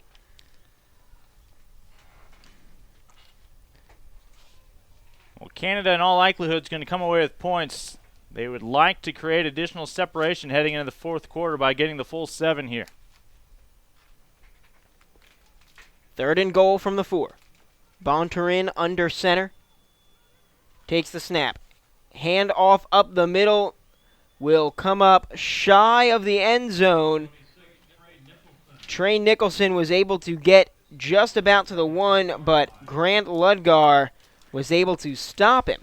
Yeah, and Canada's going to call a timeout here, a decision to be made. This ball on the 1-yard line, and they know with a touchdown they can come close to putting this game away, even with a quarter to go, the way play has unfolded thus far. Certainly a field goal is not out of the question, but understand if they go for it and they don't score, it's not a horrible scenario for Canada. They'll have USA and an offense that has struggled pinned back on its own likely 1-yard line. And you know what else is not a horrible scenario? Staying at the Marriott, because that's a fantastic scenario.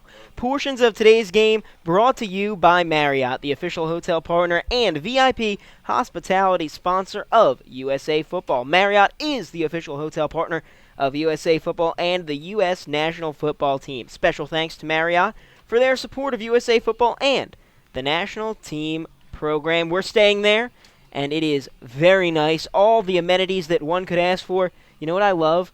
That we've been here for a week, and starting to run a little bit low on the provided soaps and shampoos that they replaced halfway through the week. So just as I was getting low, bam, brand new soaps and shampoos. They smell fantastic, and hopefully I do too after using them. I'm sure I do, so thank you to the Marriott for that. Snap, handoff to Jordan Lyons, stopped short of the end zone. Turnover on downs. Big stop. Merrick Sims the second huge play of the day by Sims. Had the interception earlier, stops a 4th and goal there. Yeah, Canada keeps after that timeout. Michael Tarbett on the sidelines, not going for the field goal. I don't think anybody questions this decision by Canada. And in the end, USA defense up to the challenge. And check out that stop. It looked like Lyons was going to be able to get in, but Sims as well as Jared Maiden in to make the stop. Well, and credit Jordan Edwards getting that penetration, sending his blocker back into the backfield, disrupting the play to help make it all possible. Flag thrown here, and it might be a holding call that is half the distance to the goal, in which case it would be about a half a yard as the United States started that play from the 1. We'll check out the ref's call here. Yeah, depending on where they have this ball marked, you may decline it and just take the down.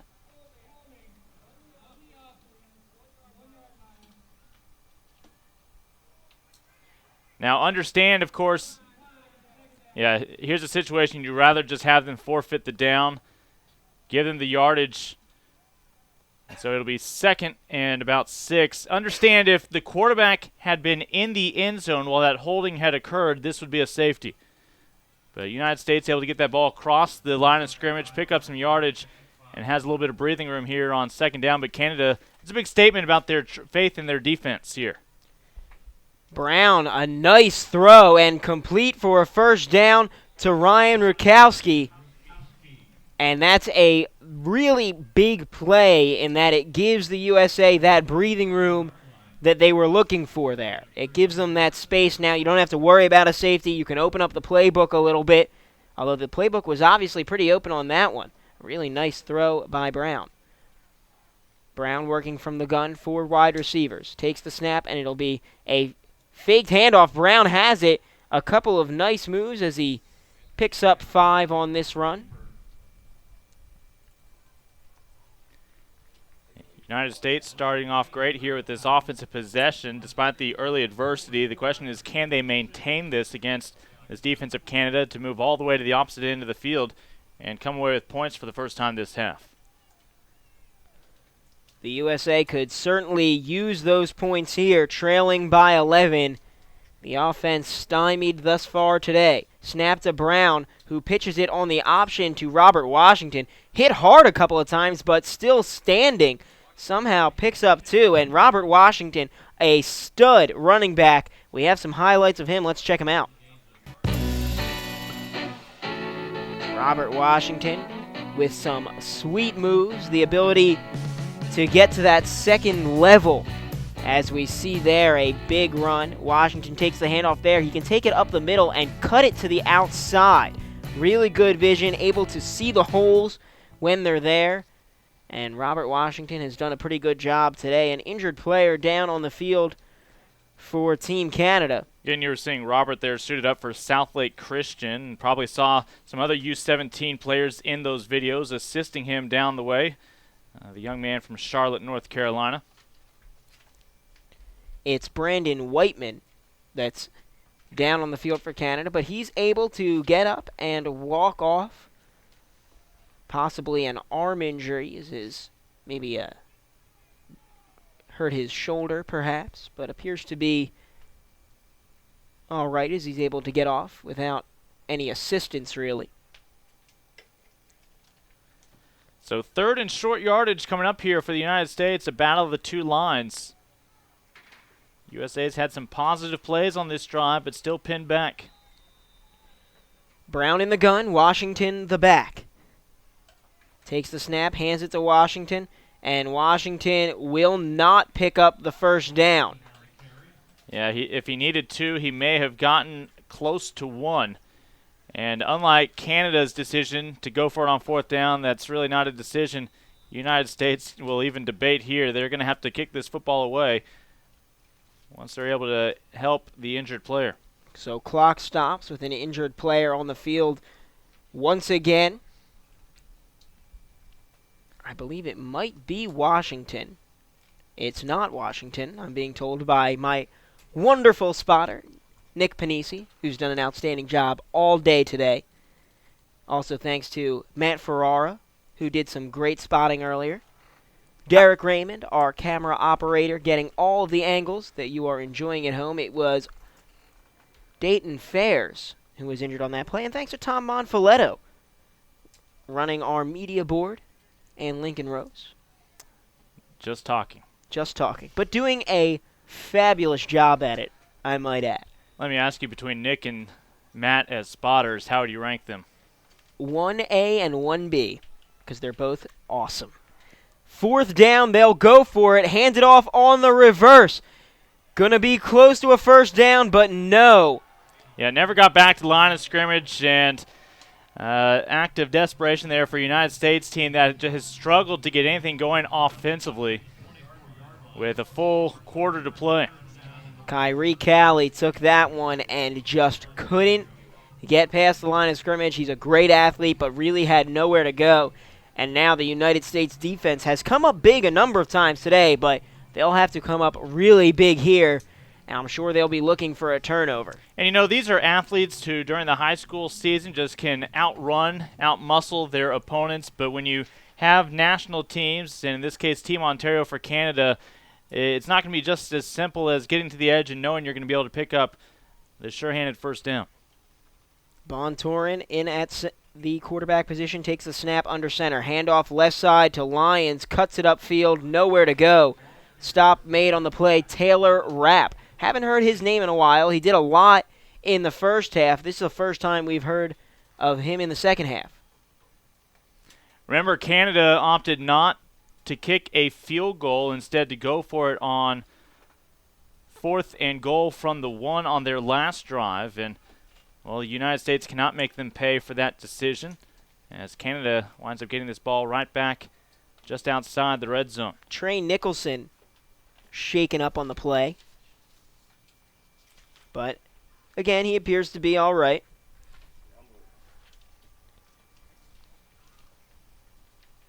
Almost out of time here in the third quarter. Yeah, they'll likely start this clock back up.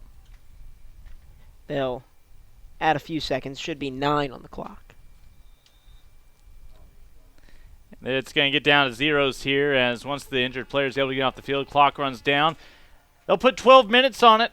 But the United States has to come up with another stop here against Canada, Sean, and then find some offense of its own once again. At the end of 3, Canada leads it over the United States, 25-14. And you are watching the International Bowl, presented by USA Football and powered by Strive.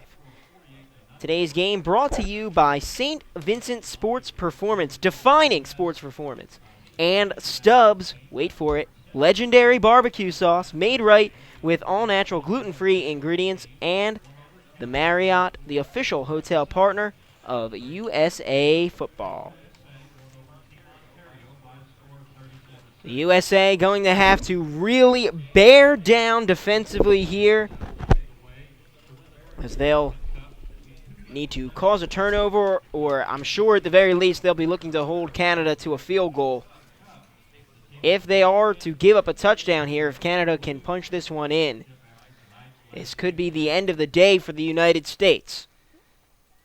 Bontorin hands it off to Lyons up the middle. Lyons across the 20-yard line with a gain of 6. Yeah, 25 points on the board in this ball game for Canada. It is hard to fault this defense of USA. Not much they could do better. They've been put in some tough situations. This is an example of another one where they take the field in Canada already deep into USA territory, almost always in field goal range as of late when they begin their drives. But a chance again for the red, white, and blue defense to make another great stop here. Bontorin in the pistol. Takes the snap. This time it's a pass. Evades the pressure and rolls to his left. Airs it out towards the corner of the end zone, but nobody will catch this one. James Maiden on the coverage. Canada will try for the field goal, make it a clean 14-point lead, but this USA defense can't say enough again. They are put in a tough situation. They answer the call. Now they just need to make sure that somehow a field goal try does not turn into another touchdown with a poor snap somehow benefiting Canada again. This will be a 35-yard try. Tarbett has a pretty sure leg. He's 1 for 1 today.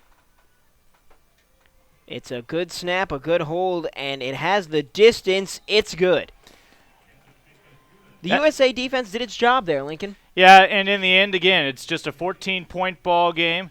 United States, despite going for it on that last 4th down, it just cost them a field goal. There's a chance Canada would have been able to march to field goal range either way. So, in the end, USA will have its offense back out there with a chance to still pull out a victory in this ball game, but they need to find points for a first time here in the second half.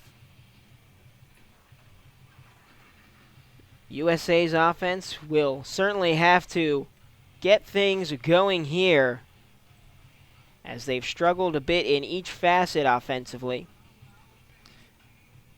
We'd like to take this opportunity to remind you that today's game is brought to you by Gatorade, the G-Series Prime, Perform, Recover, and by Cutters. No other glove performs like Cutters, and Tyson Fresh Chicken. Serve chicken that's farm fresh. Serve Tyson Chicken.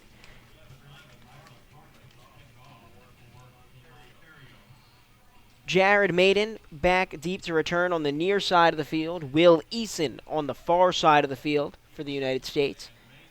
Tarbett set to kick off from his own 35-yard line. Tarbett has booted it deep, and Canada has not been afraid to kick it at Maiden, even though he had the kickoff return for a touchdown earlier. This one will be taken by Eason on the far side of the field, across the 20.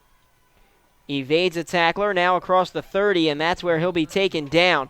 Stop made on the play by Frazier Sopik. So Will Eason able to get that ball out across the 30. Eason again is the sophomore out of Southlake Christian. Another one of those players from Charlotte. Southlake Christian. Good job over there, guys. I mean, well done. State champions, Southlake Christian. Lindell Stone in at quarterback now. 4 wide receivers. In the gun, takes the snap. And a quick throw caught across the middle of the field. Kyrie Calley picks up the first down on the slant. Yeah, it's an awkward play with 2 receivers in the area, and they are fortunate that the underneath receiver does not get his hands on that ball to tip it. Instead, lands right on Calley. And a first down, flirting with midfield. And Calley, great job, quick, fast, clean route.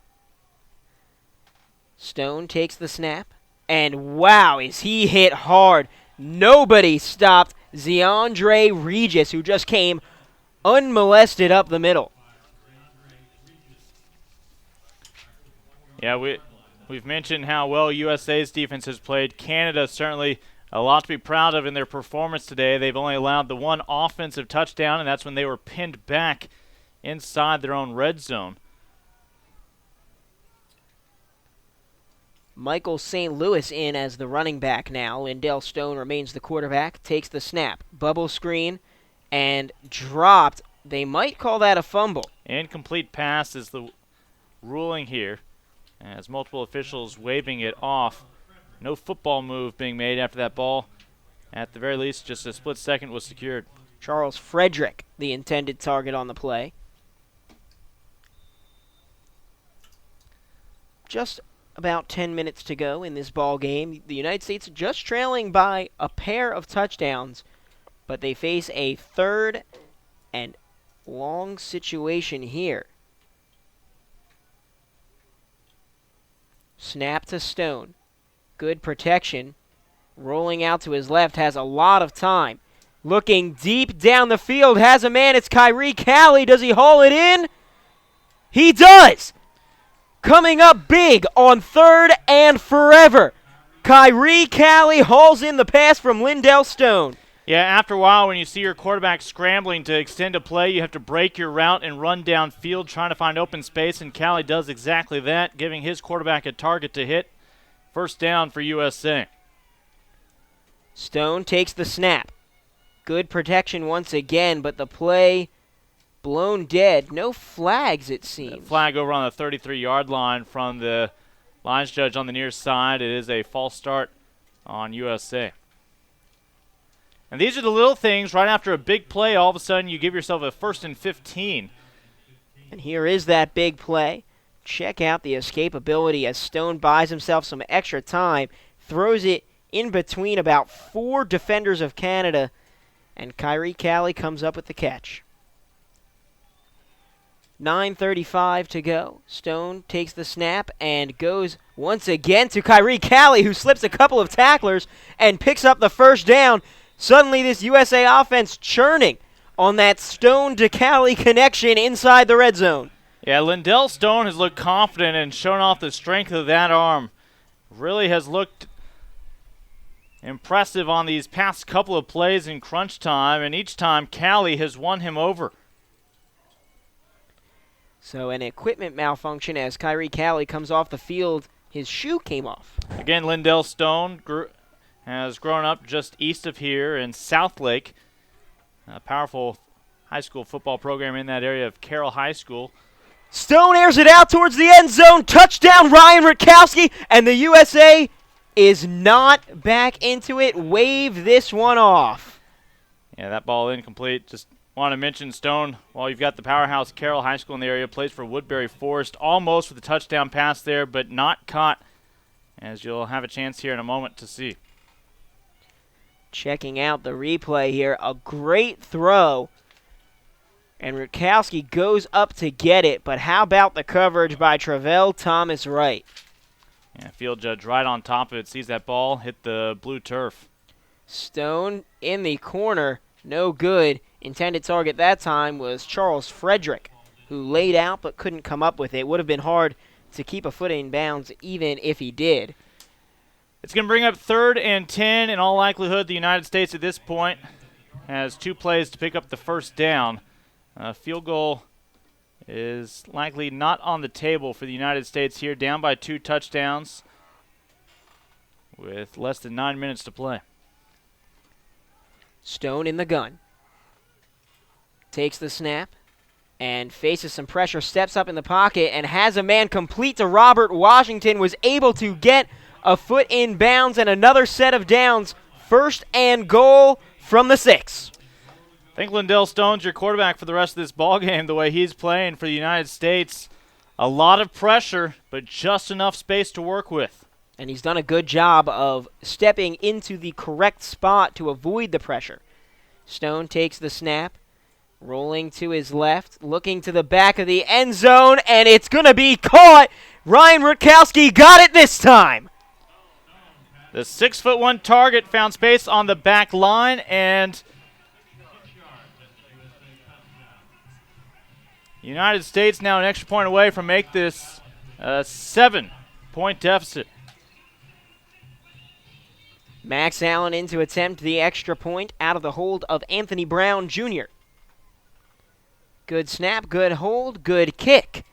And the USA trails by just 7 with 8 minutes and 35 seconds to go in the final quarter of play. We'll check out the replay.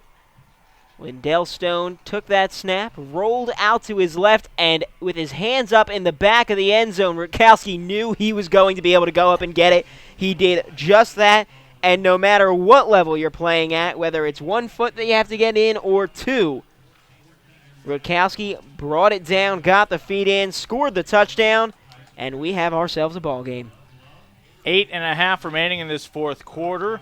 And that is the best that the offense for USA has looked all day long. Their first sustained drive. We will remind you that should there be overtime in the event of a tie after the end of this quarter, if the United States can come back, the overtime rules are identical to those of the NCAA, where each team will get offensive possessions from their opponent's 25. Jordan Lyons and Alex Solichev back to return. Solichev on the far side of the screen. Lyons on the near side. And they'll step all the way up to about the 15-yard line. Allen's kick is going to go deep and back up Solichev, who fields it at the 10.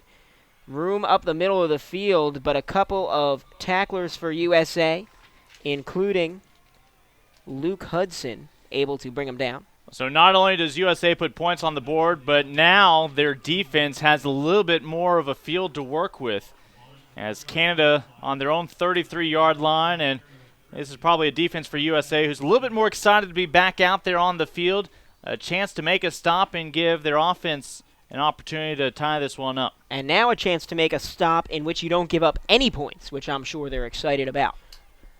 Bonturin in at the quarterback position, under center. He'll take the snap and hands it off to Trey Nicholson. Nicholson with some room to run on the right side and has himself a first down at the 45-yard line. Canada not quite yet in the mode of just trying to run clock, as there's still plenty of time left in this ball game. They need first downs and would love another score. But a nice run there. Great blocking up front on the right side. Just over 8 minutes to go in the game. 1st and 10 at the 45 for Canada. Anthony Bonturin took over for Nate Hobbs a while ago, and we haven't seen Hobbs in quite a while. Bonturin takes the snap and hands it off up the middle. This time, though, not nearly as successful as Michael Noble made another tackle. He's done a great job today. Yeah, Noble, part of that twin combination on the line together. They've played on the offensive line and defensive line together in high school. Another Canadian slow to get up for this squad from Ontario. And we have an injured player for Canada down. It's Devin Desjardins. Desjardins, though, able to make it off the field, no problem. Well, but that'll be a loss on that front line for Canada. We'll see if they can continue to run this ball consistently. Right now, 2nd and 11 coming up. And they'll start that clock back in motion. 2nd down and 11 as Bonturin makes his way to the line of scrimmage.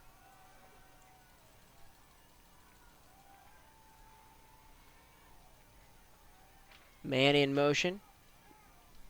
And the defense for the USA shifts in that direction, but it's a handoff the other way. Trey Nicholson nowhere to go as he's dragged down hard. Nice tackling by Miles Brown. He's had a number of big stops today. That'll bring up 3rd and long. Yeah, Brown, another one of these talents out of Maryland. He attends Sidwell Friends. And the United States defense with another chance to get Canada off the field after just allowing 1 first down on this drive thus far. Under 7 minutes to go, and it looks like the USA might get a chance to tie this one up if their defense can come up with a stop here. Bonturin in the gun takes the snap. Play blown dead. It'll be a false start, and this 3rd and long just got 3rd and longer.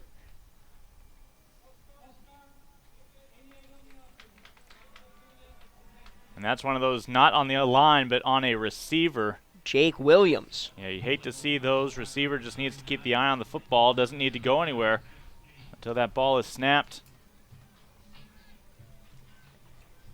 6.5 minutes to go. 3rd and 16. Yeah, Canada with the ball on their own 39. Have to get the ball to USA's 45. Jake Williams, the man in motion into the slot. Snap to Bontorin. Rolling to his right.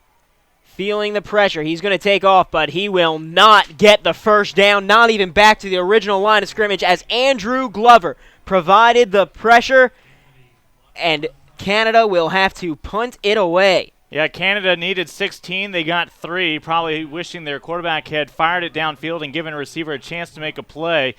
USA's sensational coverage never really gave them much of an option downfield. The defense has done it again for the red, white, and blue here, keeping this a 7-point ball game. Chauncey Gardner back deep to return. Michael Tarbett set to punt it away. Tarbett fields a bad snap and barely gets the punt off, but not as good as he would have liked as it rolls out of bounds at the 37-yard line. Mark it at the 38. And the United States offense with some room to work with here, so they get good field position, some time to work with, as there's 5 minutes and 33 seconds to go in this one. Well, Tarbett saves that play. How many times have we seen them fail on a deep snap or a long snap to get Tarbett a clean opportunity, and he still comes through? Could have been much worse for Canada here. USA likes their chances after that great drive on their last possession. Stone to Washington on a screen for a gain of 8. Travell Thomas Wright came up to make the stop.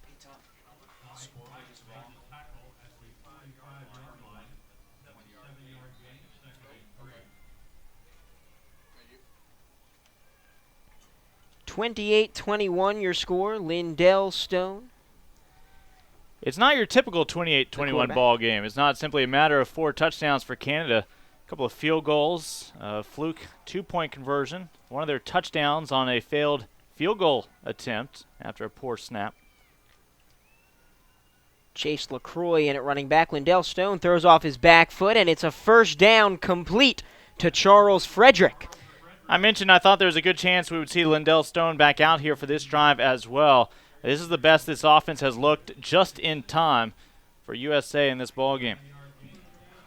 Lindell Stone is rolling right now. Stone is projected to be a Division I recruit when it comes time for him to choose a college.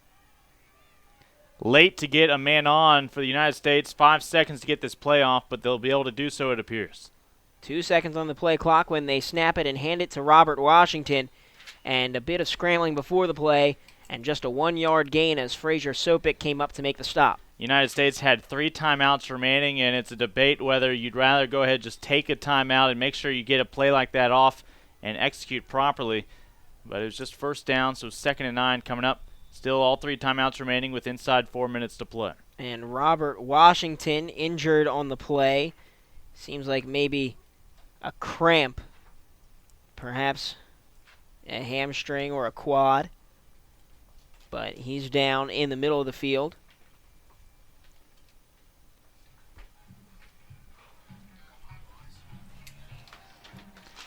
Under 4 minutes to go in the game now as Robert Washington makes his way off the field, and he's just fine.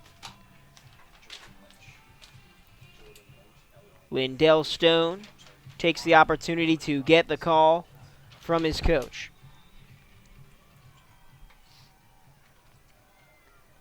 Stone with LaCroix in the backfield, 4 wide receiver set.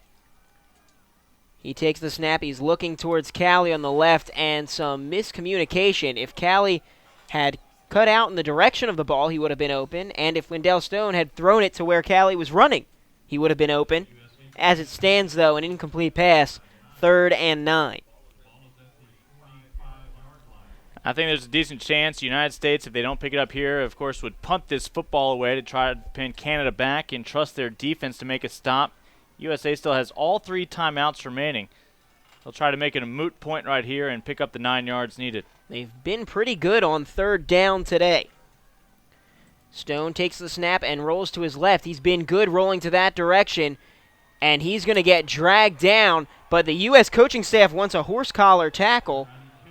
Yeah, hand has to go inside the back of the jersey and a jerk motion down to the turf. It's a violent look, but the officials did not see what was needed for the 15-yard penalty, and it is 4th and 11. They're going for it. They are going for it. Perhaps the biggest play of the game right here. 4th and 11, the United States trailing by 7. Canada's going to call this timeout. They had 12 men on the field. Canada burns a timeout, and that would have been really, really devastating if they had been called for that penalty, if the United States had been able to snap the ball. Well, and this is going to allow the USA to discuss this. I'm guessing they will not change their mind about possibly coming out and punt. You have all 3 timeouts remaining, 3:07 to play. The way your defense has played, you would think you would have a chance at one more crack at a possession. But while they have the ball, it appears the mindset is let's go ahead and go for it. Needing 11 yards, must get this down to the 36 to continue the drive in hopes of winning this ball game. Just over 3 minutes to go. So the thought process, just as you said, Lincoln, we have the ball, let's do something with it. Either way, you're trusting your defense. If you don't get it here, you're hoping that they can make a stand at midfield against Canada. Stone will work from the shotgun with LaCroix in the backfield. 4 wide receivers. And play stopped once again. Looks like the United States will call a timeout to talk things over here. You and I have run out things to speculate about. It's actually Canada that burns another timeout.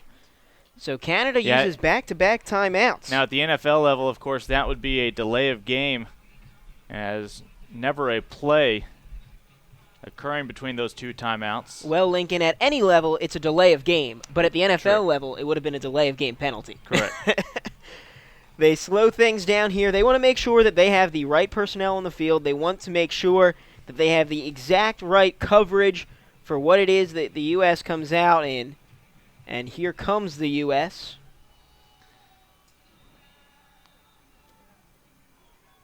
Four wide receivers. Robert Washington back into the game now for the U.S. Stone takes the snap. Steps up in the pocket, and they'll have the first down as Washington catches it. What a huge play. 4th and long. Stone to Washington, and the U.S. will keep rolling and have a chance to tie this one up. The first down clock will temporarily stop with 3:01 to go. USA just needs a touchdown and an extra point to tie. And Stone again comes through. Same set, 4 wide receivers. Washington the back, Stone in the gun. Takes the snap. Complete inside the 20 and fighting down to the 15, Kyrie Callie. I don't know the room assignments, but those 2 individuals playing like they've been spending some time even away from practice together, making sure they're on the same page. Kyrie Callie started this drive with 75 receiving yards. He's got a few more now. Stone takes the snap, looking Callie's direction. Instead will air it out, incomplete, intended for London Craft. Yeah, now at this point for the United States, you need a little bit less urgency and value the football, protecting it. And make sure that you aren't forcing anything with just a 2nd and 10 coming up. Still 2:26, a lot of time left on that clock. We check out the replay here as Kraft was open on that one, but nice coverage. The ball just slightly overthrown, and a good effort by Kraft to at least make a shot at it. Stone hands it off to Washington with a couple of spin moves, picks up some yardage, make this 3rd down a little bit easier as he gets 5. Again, Canada suggesting that they were able to fall on a fumble. That's not going to be the case. Washington was down. You saw him line up out of the pistol formation. That's caught on over the past couple of seasons. Just about 2 minutes to go here. Snap to Stone. Stone, one-step drop, and it's batted down at the line of scrimmage as he was trying to get the ball to the far side, but Trayshawn Abrahams-Wobster makes the stop. Well, and kicking a field goal here is not completely out of the question for the United States. You'd love the touchdown to tie it up, but if you're going to avoid overtime, you're going to need 2 scores. USA had all 3 of their timeouts. Canada has none remaining at the moment. USA now has used their first timeout. And they'll use that to make sure they get the perfect play here. They had about 3 minutes to design the last 4th down play, in which they were successful on 4th and 11. We'll take a look at that 4th down play right now. Lindell Stone dropped back, stepped up in the pocket, and just let it fly to a wide-open Robert Washington. And that's where we stand right now. 1:55 to go. Yeah, I think when the United States used this timeout right here, that significantly reduced any likelihood of a field goal. They'll be going for it, as they're now down to 2 timeouts remaining in this ball game. Lindell Stone. 4 wide receivers. Robert Washington the back. Stone takes the snap. Pressure, and he's going to get sacked behind the 20-yard line. Turnover on downs, and that might do it. Well, Canada hasn't secured it just yet, but the defense comes through once again in the red zone. 1:50, and it's going to be back on the shoulders of USA's defense. USA has 2 timeouts. Canada is going to do their best to keep this ball in play and on the ground. Expect a lot of runs up the middle. Nate Hobbs coming back into the game to play QB, replacing Anthony Bontorin. So we're going with Meade in that, okay? Is that the case? Hobbs will work from under center, and he'll hand it off up the middle. Unsurprisingly, it goes to Jordan Lyons. Lyons picks up a yard, but importantly for Team Canada, keeps the clock moving. Well, it forces USA to burn their second timeout here. That's the most successful 1-yard run we've seen in this ball game. Canada will keep it on the ground here on 2nd down in a moment.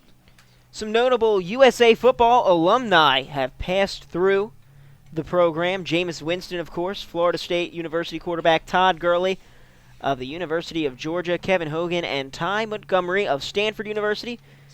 And then Tuitt Folston of Notre Dame and Shipley of the University of Texas. Some really prestigious players. Outstanding athletes.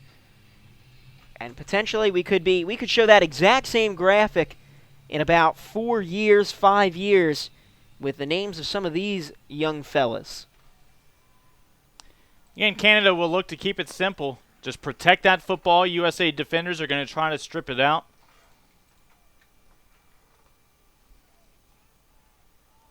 Want to force the United States to burn its final timeout here. Under center, Hobbs takes the snap, hands it off up the middle, and across to the 25-yard line. Trey Nicholson. In 2 plays, this defense for USA has only allowed 3 yards. They will try to get this football back with maybe about 40, perhaps 50 seconds at best for the USA offense if they can make a stop. Well, they burn the final timeout. 3rd down and 7. Canada will try very hard, I'm sure, to pick up this 1st down. If they do, the game's over.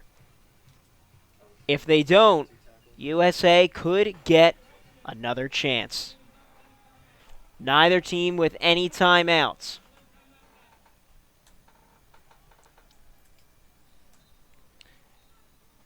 And they have just awarded USA football a timeout here. And I think they're going to talk this over again. We'll see what happened there. A unique situation to... I did not see an injury which would have prompted a timeout. Nobody went out of bounds. if USA is awarded a timeout here, that could be just absolutely huge in terms of how much time they get the ball back with if they make a stop. It appears as though the United States will have a timeout as they've got one up on the board. I did not hear the initial explanation, but right now you've got, understandably, a coach from Team Ontario out there on the field wanting an explanation of why USA has been given this timeout back.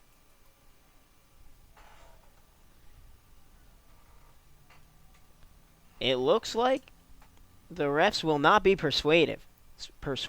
Check out that stone-faced referee saying, listen, just back up. Get off the field. We got this. 3rd down and 7 when we get back to it. And that's exactly what we'll do right here.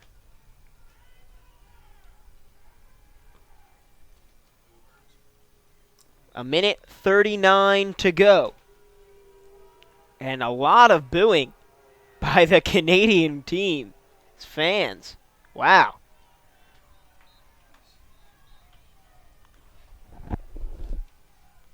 And another hold up here as the referees confer once again with the coaching staff of Team Ontario. Well, again, that's a huge timeout in question.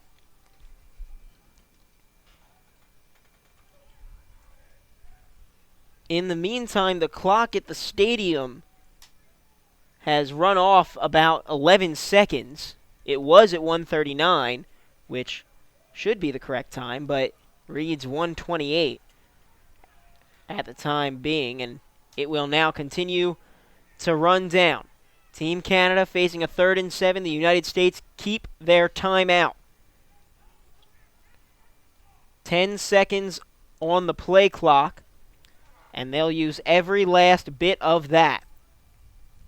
5 seconds down the clock, and they snap the ball, hand it to Lions. Lions fighting forward, going to be close to a 1st down, but looks like he'll be just short. The United States will, in all likelihood, use a timeout. Trey Nicholson had the carry. Well, and it's become clear that simply is an issue of the United States did not want to use its timeout there, and as a result, that's why the clock was still running. Now the United States has that timeout to burn, so they were willing to sacrifice the time up front. In the end, it's a wash. They get to burn the timeout here. But Canada, 9 times out of 10, you kick this football away. And you trust your defense. The Canadian defense has looked every bit as impressive as that of USA in this ball game. There's no reason to give the United States offense the ball on your half of the football field with just inside of a minute to play. I think that's absolutely the right call. You punt this one away. No reason to go for it on 4th and 1 and risk giving that kind of field position to the U.S. So, again, want to clarify about that timeout. In the end, it all evened out. You see Canada's going to huddle up here. They'll go for it. Wow. Talk about a bold strategy. Tarbett is on the sideline. We can see number 11 not out there right now. That is a bold strategy, Lincoln. Well, they have the chance to try to draw the United States off sides right here, needing just a yard. They'll go for it with the QB sneak. The referees right now standing right on the line. The clock will stop, and I imagine we'll have a measurement. Boy, is this one going to be close. I don't think we've seen a measurement all weekend, but this will be worth it as they pull folks off the pile. USA seems to think that they came up short of the 1st down, and talk about a big, big measurement. I said 9 times out of 10 you punt this football away. This was the exception. Here come the chains. It's certainly going to be close.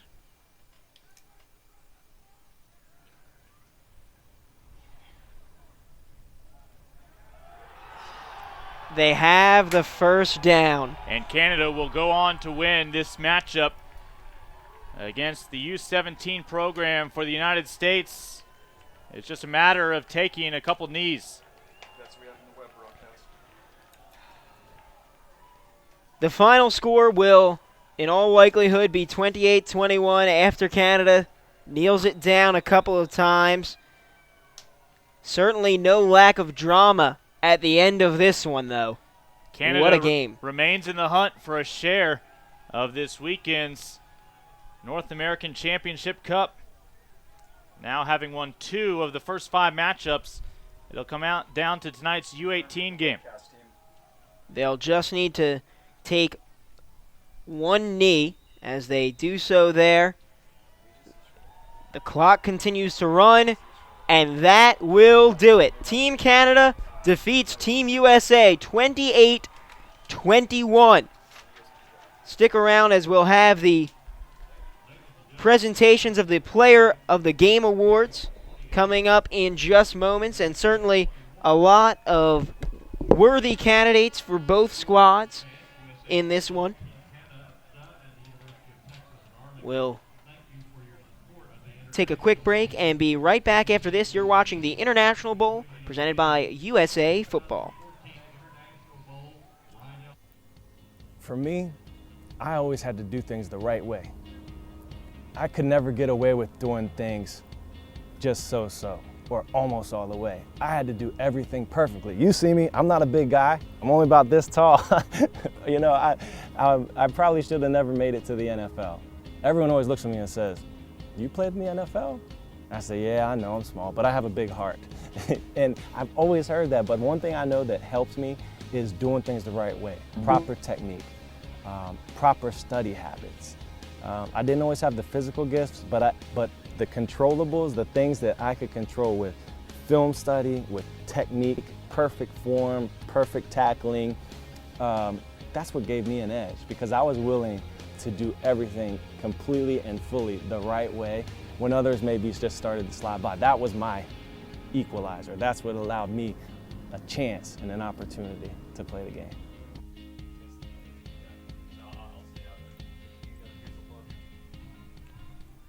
Back out to UT-Arlington, and we have our players of the game.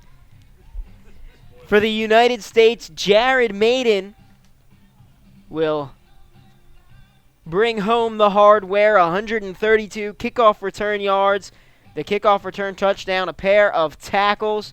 And then for Canada, Jordan Lyons, 13 carries, 119 yards, and a touchdown. These players of the game presented by Rydell, and we'll see these players awarded right now. Team Ontario President Ian Smith, who will present the Most Valuable Player Award to the Team USA youngster, the Under-17 National Team Red Rydell Most Valuable Player is number 26, Jared Maiden.